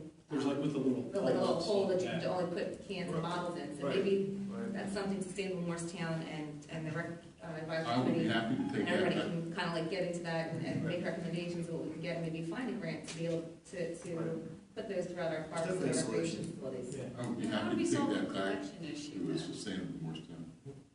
So we have it on, so we're collecting it, but then how are we having that picked up by the county? Because we don't do our own recycling pickup. No, what we would do is, under that scenario, Public Works either makes one trip, picks up the trash, and a second trip to pick up the recycling if they can. And I'd have to talk to Kenny about the logistics of it.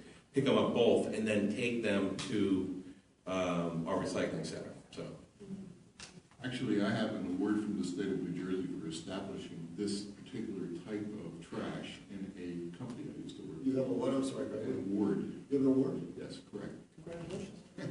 It's So I think I'd be happy to take this back to Sustainable Morristown. Great.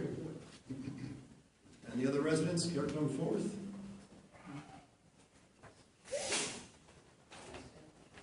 Sure. Michael Babcock, 189 Highland Avenue. Along the discussion of the sixth and final liquor license, and I know I'd asked Scott about it before, I want to get a better understanding. You said the liquor license money goes into the surplus, and that's what we end up with each year, is that what it? So I'm trying to understand, in 2011, it says on the budget that was put out that we had 2.4 million. In 2012, we had 1.1 million, but we got $4.5 million from the sale of liquor licenses that got put into the surplus. But then the following year, we still only had 2.3 million. What happened to the $5 million from those?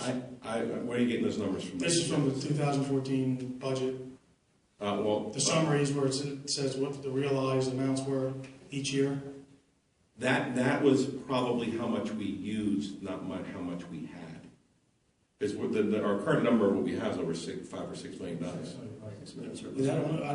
Where would that be in the anticipated surplus amount is how much of our previous year-end balance that we're going to use in the budget to balance the budget. So when it says realized from the prior years, is that what we ended? That's not the balance. That's not the balance. That's not the balance. That's what was used. That's what was used. Well, where does it show? I'm just curious. Where does it show? On the financial statements and in the budget, there are any supplemental data, I believe, show the surplus for the previous years. Aren't we going to discuss the budget later, so we could probably cover back better then, right? We have the resolution on the agenda for tonight, correct? Correct. Well, this is a different question. Okay. I'm just asking because it's brought up. You're saying that the sixth and final liquor license, and then and I know the money from liquor license is going into kind of like the surplus, which I'm surprised. I just thought it's kind of like a whole separate thing. I'm not sure why that money wasn't kind of set aside and only used for certain. Well, it is. Well, I mean, like certain capital expenditures, like you're talking about, with the open space, taking the money for the dam, or projects that are like not normal things that pop up within the township that you need to fix. Well, it's still taxpayer money, so, Yeah. I mean, and I agree with you, but we can't, regrettably, we had looked into this about investing it and just liquor money and trying to gain, but we're so restricted because of the way, government's restricted. I think it wouldn't be worth our while to invest the money and you have to take it out again after a year. Well, I would say investing it, but if it's separate from, because a regular surplus, and then you have money derived from liquor licenses, because if this is going to be the sixth and final liquor license, we can't depend on liquor licenses every year or two. That we're Oh, no, you're right. No. Yeah, we have to manage it. No, and Mike brings up a good point, and I think, and that's been a discussion before, like, and I'll use an example, is we've talked about engineering the parking lot across the street as the next big capital project for the township to take on. And there has been a suggestion that, we could take the money from the liquor license and just have it done. But in terms of a financial strategy, and this is, we rely on Tom, and then we also bring in a financial advisor from Acacia, is to look at the difference between, financing that long term and using the surplus to, among other things, help the financing, or to pay out all in one lump sum. And the bigger the number, I think the more, usually, the wiser it is to take advantage of the financing. We have a AAA rating now, Tom, so. Double A. We're almost at the major leagues now. But, and Tom, if you know off the top of your head, what we had in surplus the year before, or the year we got the liquor license, and what we have now. Sure. We had 2.5 million. We started 2011, and then we ended up with 1.2 million. And so we started 2012 with 1.2 million. We ended up with 5.26 million. And at the end of 2013, we had 6.3 million. surplus. The number you're seeing in the budget, Sold in the subsequent year. the number you're seeing in, well, plus there's other variables, other liquor licenses that go on surplus. Right. You know, there was, well, we could have a whole long conversation on this, but there's a lot of factors that go involved in this generating surplus. The number that you're referring to was in the budget. There's 4 components of revenue. There's the surplus you're anticipating. There's the miscellaneous revenues, which are the fees and permits, license and stuff like that. Then you have delinquent taxes, and then you have the amount to be raised by taxes. The surplus, the first 2 components we come up with are the miscellaneous revenues, fees and permits, state aid, stuff like that, and the delinquent taxes. And then we use the amount of surplus that we want to anticipate and the amount to be raised by taxes we play around with those numbers to see what we're comfortable with using and raising taxes to balance the budget, because you come up with the appropriation side first, so it's a balancing side. So the number that you see in the anticipated is how much of the previous year's year-end surplus we're going to utilize to basically not have to raise taxes. And so it's always going to equal the same. You're going to see anticipated and realized. That's the budget portion. The surplus, what we call fund balance, is actually a balance sheet item, and that's your basically cash on hand. Yeah, I'm just making a point because it's not like I said, we've never had sales of liquor licenses, and to lump all that money with all the normal things that are done in the township for all the years, you can't really differentiate where that liquor license money really is actually going or not. Is it surpluses from other sources, or are we taking money from the liquor licenses to support the budget annually? Because at some point, this is going to be the last liquor license sale. What do you do when the liquor licenses stop selling? And if we're not making, or we're not balancing the budget at some point because we don't have the liquor license money to balance things out, then what do we do? Right. Yeah, it's a discussion we have every year about the how much surplus to use, and you know the optimal situation is that you're not using more than you're putting back in the subsequent year. And I'm not talking about because you're selling liquor license. I'm talking about the normal, and it does fluctuate, but the normal average of what you're using shouldn't exceed what you're actually bringing in. Because you're right, and that's where that's where towns in the past have really acted irresponsibly with surplus have ended up with very large tax increases when all the money's basically run out. And for a person like myself, I don't have your background. I'm just trying to read the budget just for my own knowledge and try to figure out. You can always call me or stuff. Well, yeah, no, that's why I'm asking the question now. Where I can't figure out. Well, where's the money? Where's the money going? It's not if that money was kind of broken out and kind of separate, kind of like an open space fund, the liquor license fund. Okay, we need to take a look at them as taxpayers.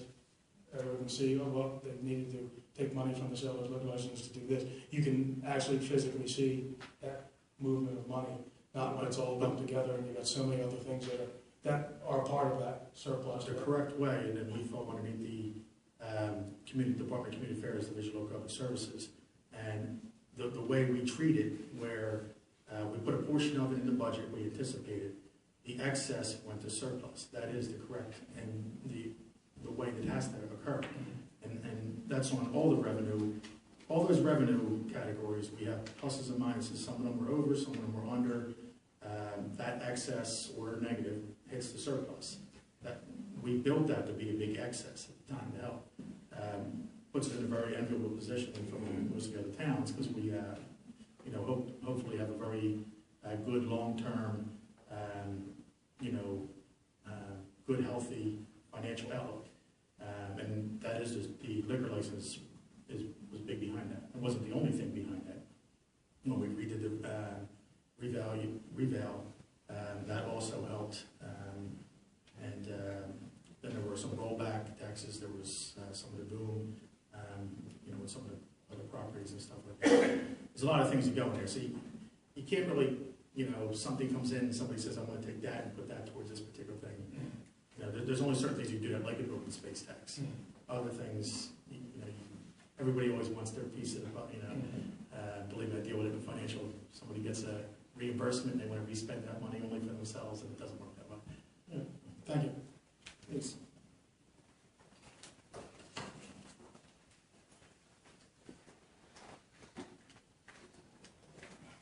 Ma'am? Lisa Petriello, 266 Linden Street. I know the rooftop garden and the water cistern were going to be going in after everybody moved in here. I believe they've gone out to bid. Do we know when they're going to be installed?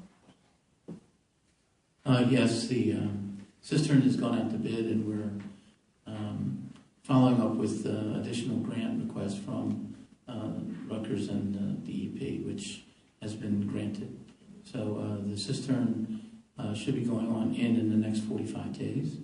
And the plants, we're just getting bids now, and they'll be under, the plants, once we get the bids, we'll go through the process. And so they probably will go in within the next 2 months. Oh, okay, so by August? Yep. Okay, August. Okay, thank you.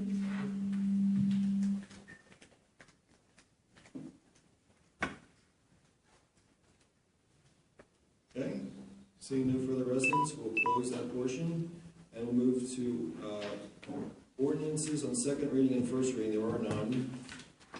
So we'll move to our consent agenda resolution. Mr. Manager, if you would read these by title. Certainly, Mr. Mayor. First is 118-2014, authorizing the purchase of 2 new 2015 F-350 utility trucks under state contract in a total amount of $97,168. Next is 119-2014, accepting the resignation of Pam Bennington from the Appearance Committee. Next is 120-2014, accepting the resignation of Karen Bechtold from the Zoning Board of Adjustment. Next is 121-2014, authorizing the Township of Morristown to enter into and execute a shared services agreement with the Burlington County Board of Chosen Freeholders for utilization of Central Communications 911 services. 122-2014 is approving person-to-person place-to-place transfer of plenary retail consumption license number 0322-33-003-001, Morristown Beverage 2 LLC to GRG Morristown LLC. Next is 123-2014, authorizing reduction of performance guarantee for Canton Family Partners, East 3rd Street and Fort Landing Road, Block 6001, Lot 22. Next is 126-2014, a resolution authorizing an application for grant funds from the Burlington County Municipal Park Development Program for the recreation development of hockey rink number 1, Wesley Bishop Park Complex.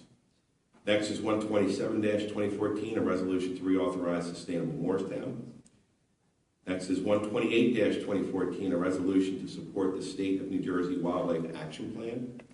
And finally, 129-2014 is authorizing contract change order number 8 for the Town Hall Library project in the amount of $32,771.08. Okay, I'd like to open the floor for public comment regarding the consent agenda resolutions. If you have a question or comment, please come forth. State your name and your address for the record.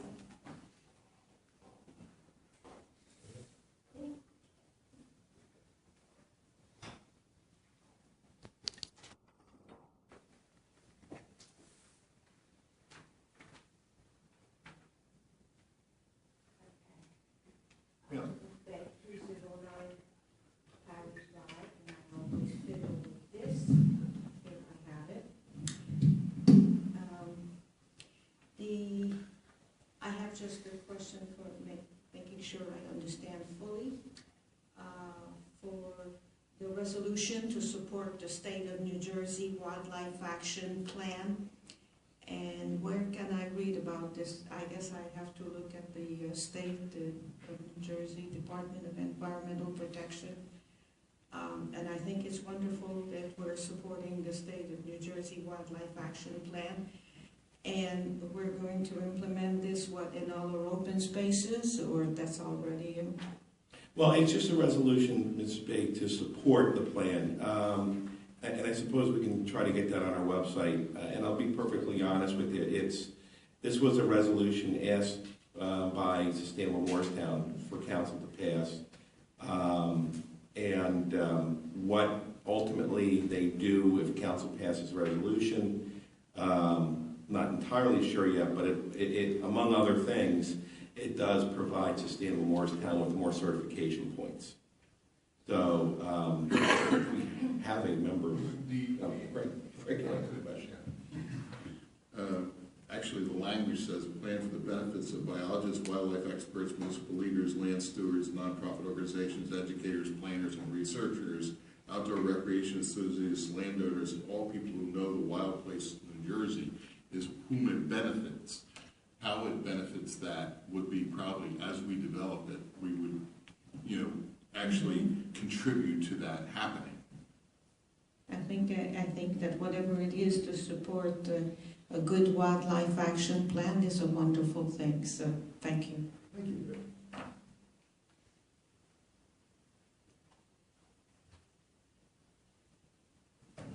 Any other residents with any questions or comments regarding the consent agenda resolution? Seeing none, we close it by, can I just close it? Okay, close that portion, and I'll ask for comment. Council, for any comments or a motion to adopt? Comment on just the F-350s. I have bought utility bodies, and I believe they are very significant, that you're not just getting a truck, you're getting all the compartments, and they are very expensive, and that's why these cost what it is. Okay, thank you, Greg. I just have one comment on number 126, the development of the hockey rink number 1. I'd just like to give a thank you to the Misha, the Morristown Street Hockey Association, who is going to be covering the balance of this project out of their own funds. And Ken Carl is here, and I would just like to say thank you very much for doing that. It's going to be let's tell them the amount. I mean, let's get some specifics on that. Well, the project total is just north of $460,000. The grant's going to be $250,000, and Misha has agreed to step up and help cover the rest of it, and it should be done with no expense whatsoever to the taxpayer. It's extraordinary. And it's a great, it's another good example of working together and a great partnership. So, thank you very much, Ken. And thank you. So I know there's some I's to be dotted and some T's to be crossed on this yet, but we're moving ahead, and it won't affect this year's budget. And that's another big plus. Right. We anticipate learning August, September, around that time, if we were successful in getting the grant. And what we would do then, just so council knows now, is next year's capital budget, what we would do is bond for the balance, and then enter an agreement with Misha for them to pay the balance on, help pay us on the annual basis to cover that cost. So council would have to pass a bond before we award a contract, which we would not be able to do until the beginning of 2015. And this also doesn't include the fact that in our normal capital budget, we talked about putting money towards the Jeff Young hockey rink as well as some of that. Gotcha. Okay. Thank you, Phil, and thanks, Ken, again. I'll entertain a motion to adopt. So moved. Second. Patty? Yes. Yes. Yes. Yes. Yes. Okay. Moving to item 11, which is the budget hearing and adoption. Scott, if you could read it by title. Certainly, Mr. Mayor, it's 124-2014, a resolution authorizing reading of the 2014 budget by title only. Okay. Ask for a motion to adopt resolution 102-2013. 124, I have one from there. 124-2014. So moved. Second. Patty, roll call. Yes. Yes. Yes. Yes. Yes. Okay, next, Mr. Mayor, is 125-2014, a resolution adopting the 2014 budget.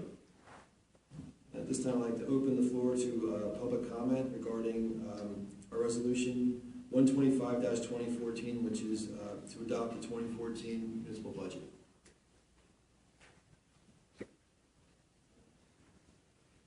And Mr. Michelle's learning how to play with these screens, so everyone can look at the one closest to them that gives them the best viewpoint. Perhaps if you could tell a few jokes, Mr. Begg, while you guys get ready. Good evening, Evan Begg, 209 Parent. First of all, just to get out of the way, it's not why I'm here. but on the assumption we still have an open punch list for the building. Two things. One, it's probably a reflection of my advanced age. Initially, I had trouble hearing some of you guys. And I was tempted more than once to walk over here and get a supplementary aid. But maybe either one, somebody has turned up the volume, because I can hear you all now, okay? Or two, we've all adapted to each other, speaking and listening. But there was a squeal, so there is at least some problem with one of the mics over in that corner of The problem last meeting, Mr. Big, we're still working out kinks, but the problem last meeting was that the button had to be held down while you talk. So Mr. Polkowitz adjusted it, so you just push the button, it's on, you can hear clearly, and now I can push it off. So, but the change does cause the feedback, that's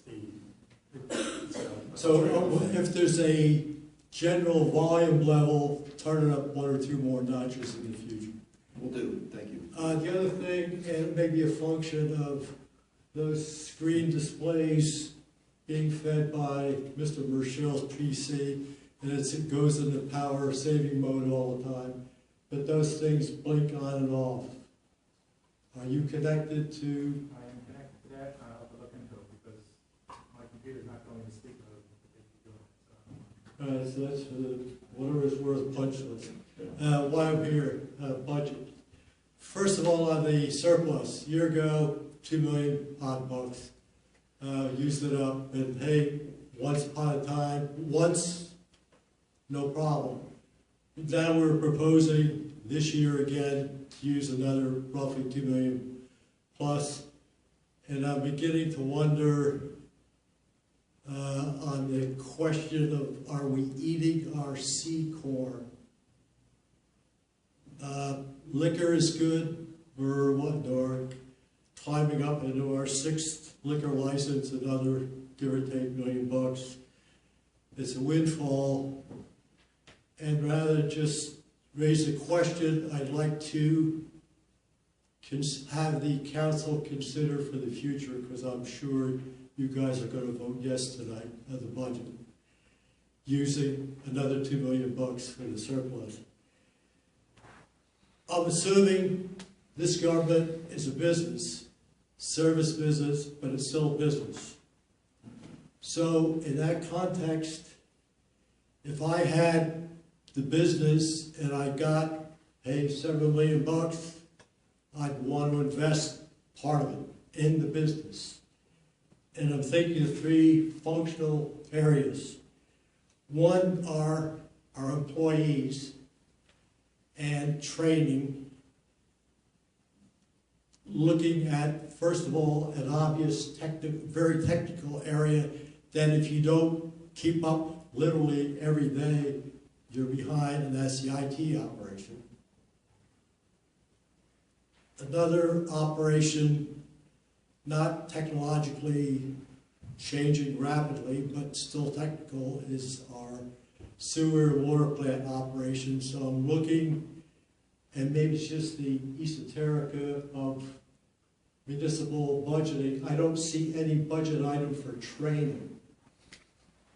Is there any training for our employees to upgrade and keep up, and not to dismiss, say, quote unquote, the general office staff, where there are new pieces of software, I'm sure, you're getting used to. And yes, Mr. Mayor, there is training within the various department budgets as part of the OE budget. Various people have licenses to keep and maintain, so there are questions for that. The training budget has been pinched like the rest of the budget to keep taxes, to keep the rate down. However, one of the things we're looking forward to is the IT classroom that's going to be in the library. We're taking 20 of our PCs that we had in the other building. We're going to repurpose them for a training lab that we also use for the public, but we're also going to use it to teach our employees, for things like Excel, or keep them fresh. Like I said, every little tip you can learn can help improve them in the work. Water and sewer, in their own budget, they have training, and then they accommodate that there as well. Dr. Little, the police department, looking at The our police officer have, back there protecting us. Yeah, There are things that they have to be trained in continually. correct. Every group, Public Works has the POSHA training that they have to meet, same thing with Public Works, same thing with the police. A lot of times our joint insurance fund, the JIF that we belong to, offers a lot of training to the employees. Also, the police get a lot through the county prosecutor's office, like bloodborne pathogens. There's certain required training. Especially for the police, public works, driving, things like that. On top of that, we are also attempting to get accreditation for our police department, which very few police departments have. And that's a long, arduous process, but that also forces our staff to be, up on top of things. And I'm proud to say, whether it's Mr. Pogwitz in the IT or Mr. Butler in the utility or police officers, that I defy other towns to show more qualified employees doing technical work than what we Or have. you yourself need training, what's the latest and what's going on in the state, obviously. Yes, Next general area, thank you.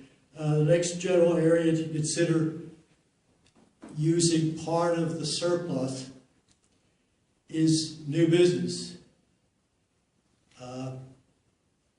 I keep driving up and down 38 and passing the Cherry Hill Mall. The parking lot is always full. And I drive by the Morristown Mall, and all you do is shake my head. And the mall is my understanding, is our biggest taxpayer, a single taxpayer. The second biggest taxpayer is Lockheed Martin. They lost last year sometime a major contract, unfortunately. They won recently a $900 million contract, and it helps us, but it keeps it going. So we have to look for, growing the business, in this case, growing businesses in town on Main Street. And I like the idea of Mrs. Jordan working with the EDAC to, enhance, expand the business or keep going downtown, signage, parking, whatever. So if you're looking to invest in the government business, that is also an excellent investment. Third, looking, and this would take some investments at time, cost reduction. First of all, every Wednesday, Casworth comes by, picks up my garbage and on the way. And it's always a truck that has a sign on the side of the truck, hey, we're powered by natural gas. Now we know, and I've spoken previously, Los Angeles, buses all run on natural gas. Waste management, garbage collector, they're looking into running their trucks with natural gas. And very recently, reading the business news, Brown, UPS, United Parcel Service, is also looking for their trucks running on natural gas. So there's an investment to be made here, but an opportunity to cut costs in running our trucks in town. Mentioned before, another possibility, again, it might take some money, our sewage treatment plant. Very round numbers, we've got $2 million, or 2 million gallons of what I refer to as liquid gold. Most other people would refer to it as something else. But it has the economic potential of extracting things like methane gas or compost.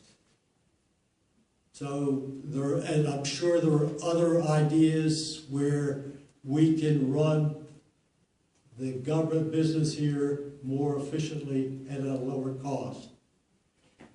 Next, as a business, another area,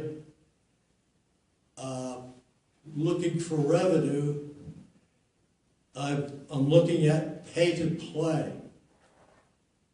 And this is not the political thing, but play as in athletics. There are, to my knowledge, 3 general organizations in town that support athletics. Our public school, the Township Recreation Department, and private sports clubs. Looking at the school budget, it's a budget, you know, they're just trying it brand new, but the school is planning an income of $200,000. The Township Recreation Department, if I read the budget documents, is planning an income of $140,000. The private sports clubs, I don't see anything. Is that the case? They're still freeloading? Oh, I don't know if I can say that. You can't- Mr. Begg. They contribute to the field maintenance every year. When a sport starts, the parents get out and pick up the maintenance. They contribute to bond payments on fields.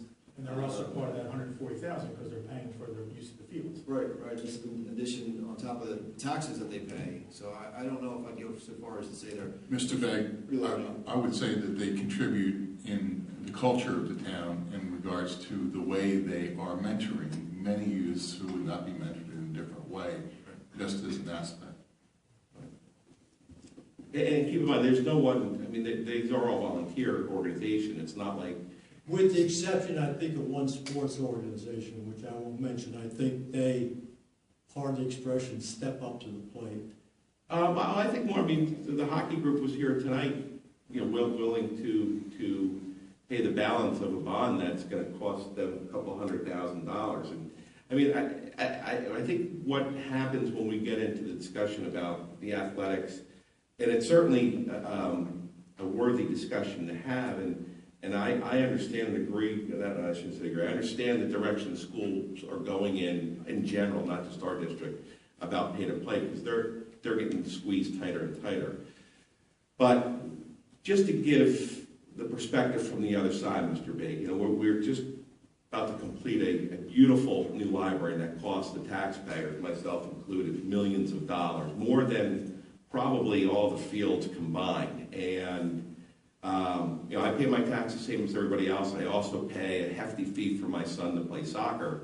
You know, you know, if I'm not using the library, those people that use the library, should they have to pay the same thing that would be expected of the other to pay? Couple comments. I'm not arguing because. Right. It's a rhetorical question. Some of the good things you say about, well, blah, blah, blah, blah, they're great guys, they help out, can be made for the school and can be made for the Township Recreation Department. So if the school and Recreation Department demands income, then why are we giving private sports clubs a free pass? My estimation, $300,000 a year. Arithmetic, $6,000. That's a sports initiative guy's number, not mine. And $50 a year. So if we're looking for money as a business, I'm looking for $300,000 a year. And this is from guys, again, by their self-appellation, not mine, guys who drive expensive cars. Next, looking at a very recent news item, the state of New Jersey has had its credit rating downgraded 6 times. I think they're number 48 in the category of states and financial situations. And a major part of it and potential solution subject to a lawsuit that the state trooper union is now going to file or has filed, our pensions. So question, are we making full, complete pension payments for all of our employees? Yes. Yes. But it's part of the same pension system. Or two, right? Well, what I'm saying is. Employees of the police? Well, the state runs the whole pension system. Now, There is we're not funding up the numbers like the last several governors, not just the current one. we don't Funding have, up the state pension. we don't have that ability. They basically, through actuarial and their evaluation of the fund, tell us what our obligation is. So the state sends us the bill for that. Associated with that, 6 times downgraded, of course, the bond rating is downgraded. What's our bond rating? It was AA2. It's actually AA2. Right, Yeah, so it has- Mr. Begg, the way the state deals with the municipalities is the old adage, do as I say, not as I do. They give us very stringent rules to follow, and we do. Budget's balanced every year. We pay the pension payments, the health care payments, everything that we need to do. They turn around and, their math's more of a hocus pocus than really anything else. And that's been the way, no matter who's in control, it's for as long as I can remember. The last thing is already mentioned by 2 other members of the public. I'm not going to pursue further. But on the library, it just seems like intuitively there has to be something that can be done economically with that building other than spending proposed $280,000 to tear it down.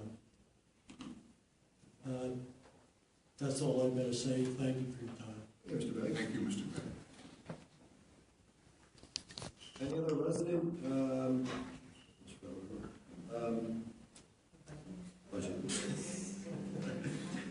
Any other resident questions or concerns regarding the 2014 budget? Yeah. Nancy Newcomer, 235 Fellowship Road, Morristown. I have a question concerning the capital part of our budget, and we talked, I know you all allocated some money towards a study of the municipal parking lot, which familiarly known as the parking lot behind Peter Pan, I think to most of us. And actually, one of my friends asked me a question about this, and I couldn't answer it.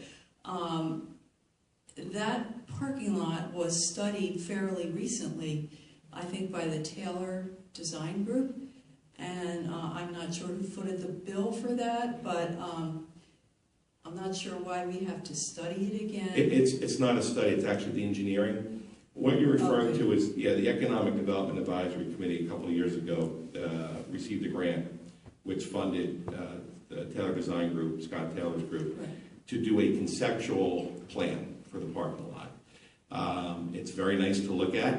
It makes a whole lot of sense. Scott's a really good planner.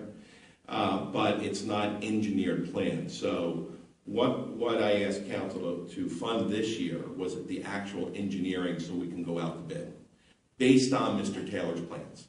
So Mr. Taylor's working with Mr. Runeman on this to marry the engineering with the design work.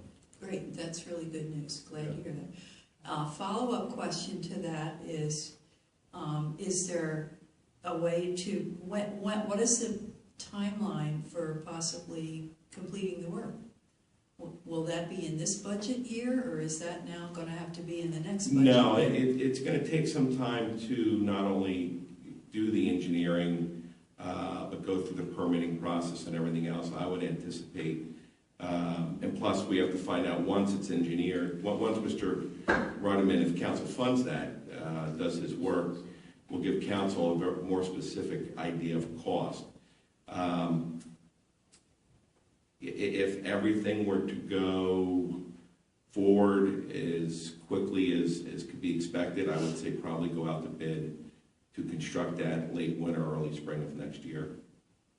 But it would be funded, there'd have to be a new bond ordinance next year to fund the actual construction. So we better watch our footing across the street, right, in the interim, because I think maybe it's not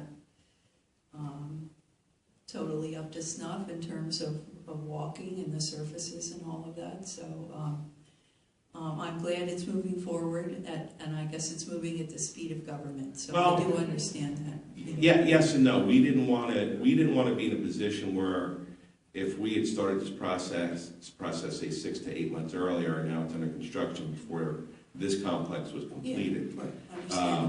Yeah, right. You know, as a library patron, it hasn't been easy to park and get to the library. You So to have 2 parking lots under construction would have been a problem. Right. Thank you.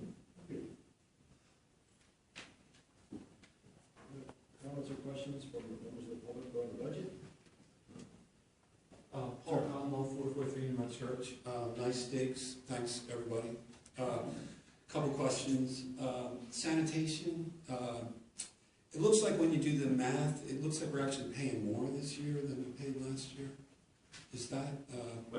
What do you, tell me what you're looking at? Page A3. When you total up sanitation salaries and what is it, O&E, it looks like it adds up to more than what we actually paid out last year. Is there a reason for that? Well, Mr. Michelle looks that up, and I'm just speaking from memory off the top of my head. I mean, there's the contract with Casworth is less than the cost of operating it in-house. But keep in mind, the Casworth contract did not go into effect until the second quarter of the year. Right. And I'm trying to So buy enough time to then would you expect next year that it would come down? Yes. And the number is paid and... The reason is there's a proration. A lot of the employees were here working through a portion of the year. The contract, however, we have to encumber the entire year's contract, and that's why you're seeing that difference there. So actual cash won't happen, but in our budgeting, we have to Casworth contract. The entire Casworth contract. So it didn't start till a portion of the year, but we have to encumber on our books the full amount against that budget. I see. So we won't actually be paid a portion of it till next year. I see. And also Shade Tree, I think, we contracted out tree trimming, didn't we? And then, but the Shade Tree line looks the same. We do contract some work out. There's some work that's beyond the ability of our guys taking down very large trees, or especially when there's storms. When we did reorganize, there is a spot in Shade Tree for another employee, and actually we're sort of merging parks. It's actually parks. Well, I was going to say we're actually merging parks and Shade Tree. So the privatization, there wasn't a privatization of the Shade Tree. Well, there are certain, right, there are certain things that we do, Public Works does, I should say, that they, even though it's primarily completed in-house, that they do go out and hire someone when need be. Sure. So it's and that's been for so 20 there years. really wasn't any change. Then there really wasn't any change. Correct. That's just no change to Shade Tree. I see. Given that the employees, the Public Works employees have moved out of sanitation, and there's a contract, I think, in the parks, like $100,000 for contracted maintenance. Is there any chance that now that we've moved the employees out of sanitation, that kind of contract would then come down, or that we would be able to bring that in-house, something like that? In other words, now that we have more employees. But most of that money is for like specialized type services. Well, we do have for some of the grass cutting. There's some fields that we cut ourselves, and there's some that we contract out. And we have a shared service with the school. We use a common vendor for that. The rest of the services are for, basically seeding and fertilizing the fields and doing all that kind of stuff. The contracted stuff, correct. Will with the movement of the employees out of sanitation, will we see any of those sort of things coming down in the future, do you think, or are we just filling gaps that were there in public? Unfortunately, it's mostly filling gaps. As we discussed when we made the move, that one of the reasons, there were two reasons why we were able to save the CWA employees that were in sanitation. One was just because of concessions we negotiated with CWA, and the other was because half of those positions, half of those employees filled positions that over the prior 12, 18 months, I think there was 2 positions that became open in 2012 and 4 in 2013. So if you go back to 2011, all those positions are full. They're at that level of manpower now. But that said, they're not doing sanitation anymore. So is it more employees? No, but is it fewer responsibilities for the same amount of employees? That's a more accurate way to look at it. And then, yes, the expectation is that Public Works is going to be able to do more. The problem is they're still half of what they were 15 years ago. So it's not like the guys are looking for things to do. I wasn't saying that. I know. I want to make sure. Like Mr. Cruz said, we basically moved 6 of the 8 into vacancies that already existed. So, but I would second the recycling and trash cans at the fields would be something. Another thing, a couple other things. The labor attorney, it kind of spiked in 2013. It was like 73,000 or something. I know we negotiated with. It had nothing to do with the negotiations, although we're negotiating with our 2 major bargaining units. We had some personnel issues that I obviously can't get into that required the labor attorneys. And then it's like 50. Are you budgeting 50 this year? Are those ongoing? There's still some ongoing issues. Okay. Debt service 3.5 to 3.7 million. That's about right. When the whole fields thing was going on, they were talking about the debt service was going to come down, I think by 2014. Is it up because we did the bonding for the fields and also I guess for that's the reason. So we had the room to do it. Now we're sort of paying the price. Okay. Deference to the officer walked in just the right time. Police overtime. It's like 350,000. That sounds like a lot to me. I don't know. I know police have to work overtime, but that sounds like a lot. It seems like, if you put more officers on with that, it just seems like a lot to me. Well, it's part of our negotiation with the FOP, so I can't get too much into it other than to say that we are hoping, something we're trying to do to address that in the ongoing negotiations. I think it's like 230,000 minimum shift, something overtime line item in there. 230,000 in the patrol division. Minimum shift or something? yes, Right. There's a minimum shift. Well, what is that? There's 5 to a platoon, a sergeant and 4 patrolmen. The minimum shift is 3 officers, a sergeant and 2 no, Sergeant 3. Sergeant 3, excuse me. So if 2 guys are out, you're below the minimum, someone has to come in. Mm-hmm. And the way it works right now, if the sergeant's out, another sergeant or lieutenant comes in. And what happens is they'll normally keep somebody, because of 12-hour shifts, they'll keep someone late 6, and then another guy will report 6 hours early. Mm-hmm. That's what the overtime I'm sure that's partially a projection of unknowns, because actually I was driving by Passerello's the other day. One police officer was talking to somebody at Passerello's. As I drove up the street a little bit further to Healthy Garden, there was another police officer running towards that police officer with talking on his microphone, and then almost 3 minutes later, another police officer around the corner up by Friends. How can you know? It's just a projection of those kinds of things happening. Sure, we have great protection. Employees It have sounds like we need to invest in cars. They're all running all.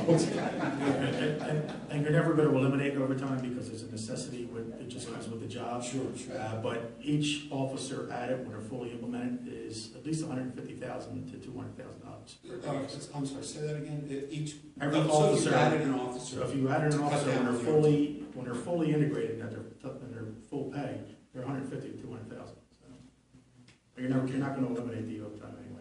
And you would literally, in order to really make a mark, you'd have to add one on each platoon. So you'd have to have 4 officers in order to try to cut into that. Okay. It's a fund, or I'm not sure what. It's the down payment for the various projects. So that's just money you're putting aside for capital improvements that may be approved? Correct. There was a list, over a course of a couple of budget workshops, there was a list of proposed projects I gave council. They haven't agreed to do those projects yet. All they're agreeing to by passing the budget is to fund the down payment. Because that's what that is. Right, that's what we need now. That's that money, that's like seed money that you need. In the next coming weeks, perhaps months, and Mr. Michelle and I will talk about the financial strategy of doing the bonds. But we'll be presenting council with one or several, probably several different bond ordinances to pass. Just one more. Emergency appropriation 2013. I don't remember what it's like. 356,000 in 2013. That was to pay for some tax appeals. Was it several, or was it a bunch? It was several, but mostly a large one.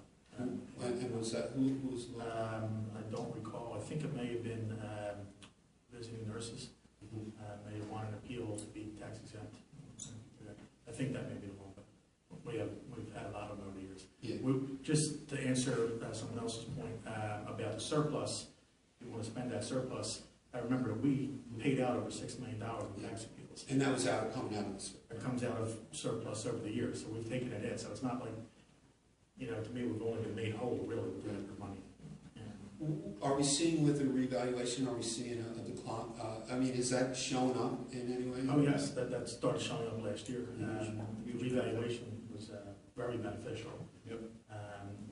We're not paying that money out. Our reserve of uncollected taxes, we're able to keep down, and the direct hit to surplus has been a lot less.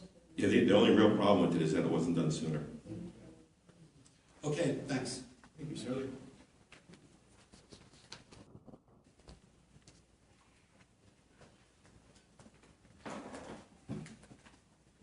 Lisa Petriello, 266 Linden Street. The prior gentleman just reminded me of a conversation I had this Saturday at Morristown Day. I ran into someone from DPW, and they mentioned that the Department of Public Works would be cleaning up after Morristown Day, and that Department of Public Works also takes care of the Saturday, recycling pickup. Is that true? And if so, how are those non-Casworth sanitation costs reflected in the budget? And if so, are there other things that DPW is taking care of instead of Casworth in terms of sanitation? We did get a praise from Casworth to clean up after Morristown Day, and keeping in mind that the MBA is going to pay the cost regardless of who does it.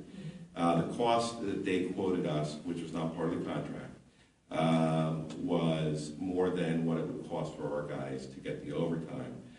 And Mr. Ewers and I decided, besides the cost, this is Main Street on a beautiful weekend. We want to make sure it's done right as quickly as possible. So we agreed that, especially since it was cheaper for the MBA, just to have our guys who are know the process and can get it done quickly. We've retained our trucks, so and we have the people who know how to do it. So it's really not a problem having them do it. Okay, and they also take care of the Saturday recycling as well? Is that the only other sanitation stuff that they're doing? Yeah, Casworth's contract is for the curbside collection. Okay. Your normal curbside collection for houses in Main Street. So then how are the costs for that Saturday recycling? Are they reflected in the budget somewhere as part of just an overall DPW budget? I believe it's overtime. They're overtime. It's going to be, I don't know who Mr. Ewers used, but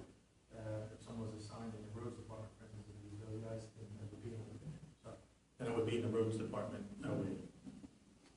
So, we normally don't, just like a storm occurs or emergency services, when we pull people, we just, whoever that person was, where they're normally assigned, they're set up in the budget, and their overtime would be charged to that particular division. Thank you.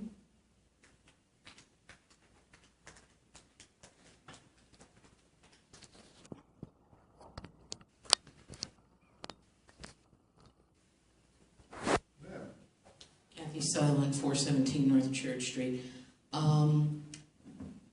Correct me if I'm wrong, Tom, but a few years ago when we had Mr. Schultz as our town manager, didn't he downsize the police department? So now they had to hire specials to sort of make up for that?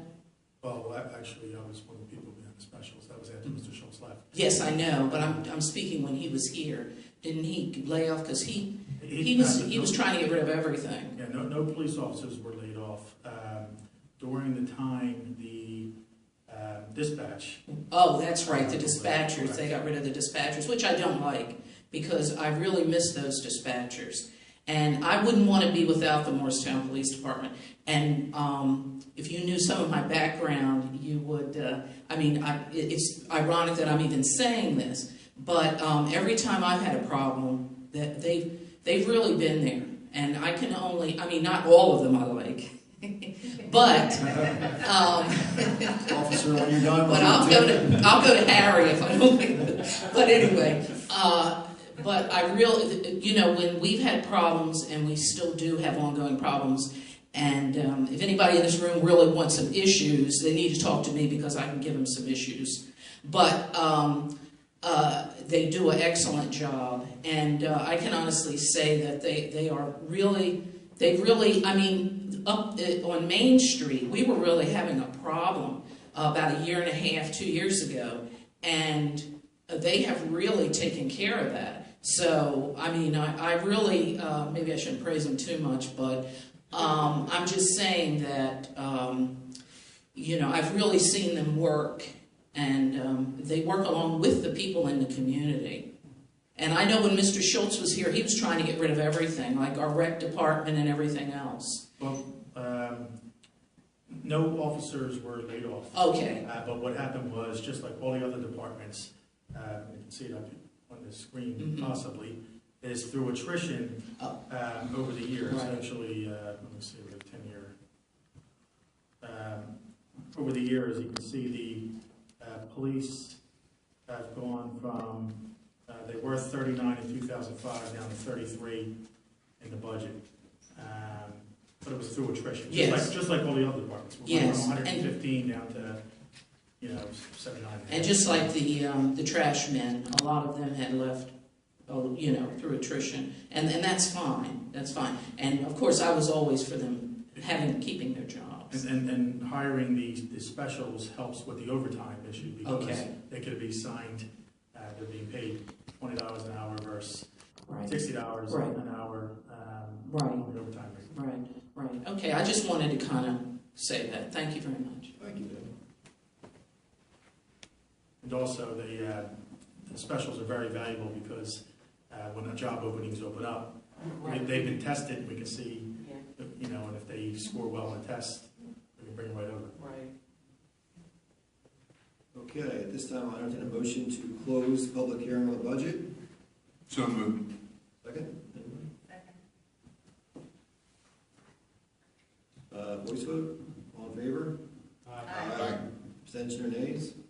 None, and we'll close the public hearing portion. Now I'll ask for discussion from council or a motion to adopt resolution 125-2014, which is our 2014 budget.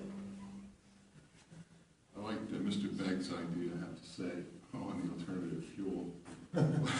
Having said that, I'd be willing to go ahead. Is that a motion? Yes, sure. I'll formalize that. I make the motion to. Thank you, Greg. Well done. Is there a second? Second. Patty, roll call? Yes. Yes. Yes. Yes. Thank you, everyone. Moving to minutes. We have minutes, and I think they were emailed to us after Discussion regarding the minutes or a motion to adopt them as written or amended? Move to adopt as written. Is there a second? Second. 2 seconds. She had. Okay. Roll call? Yes. Yes. Yes. Yes. Yes. Approval of expenditures.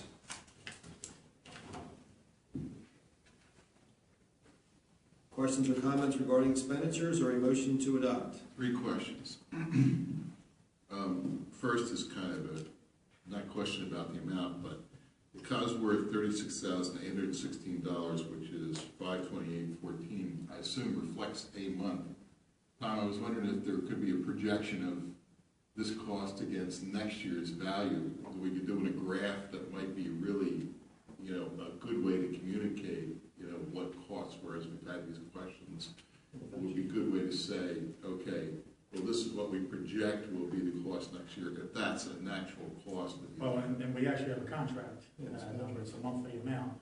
The only thing we have to look at is there are costs for additional services. But you understand, I'm trying to say that this would be a communication of what we project will be when all the other costs go away, we can do a graph that shows. Would that be possible is my question. We can talk about it later or whatever. But I think that would be a good way to communicate what we've done. Okay.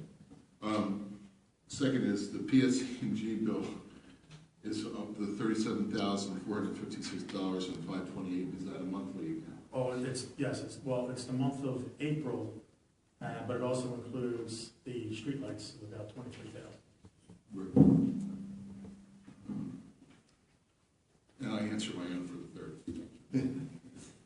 Okay. With that, I'll entertain a motion to approve the expenditures. So move. Is there a second? Second. Patty? Victoria.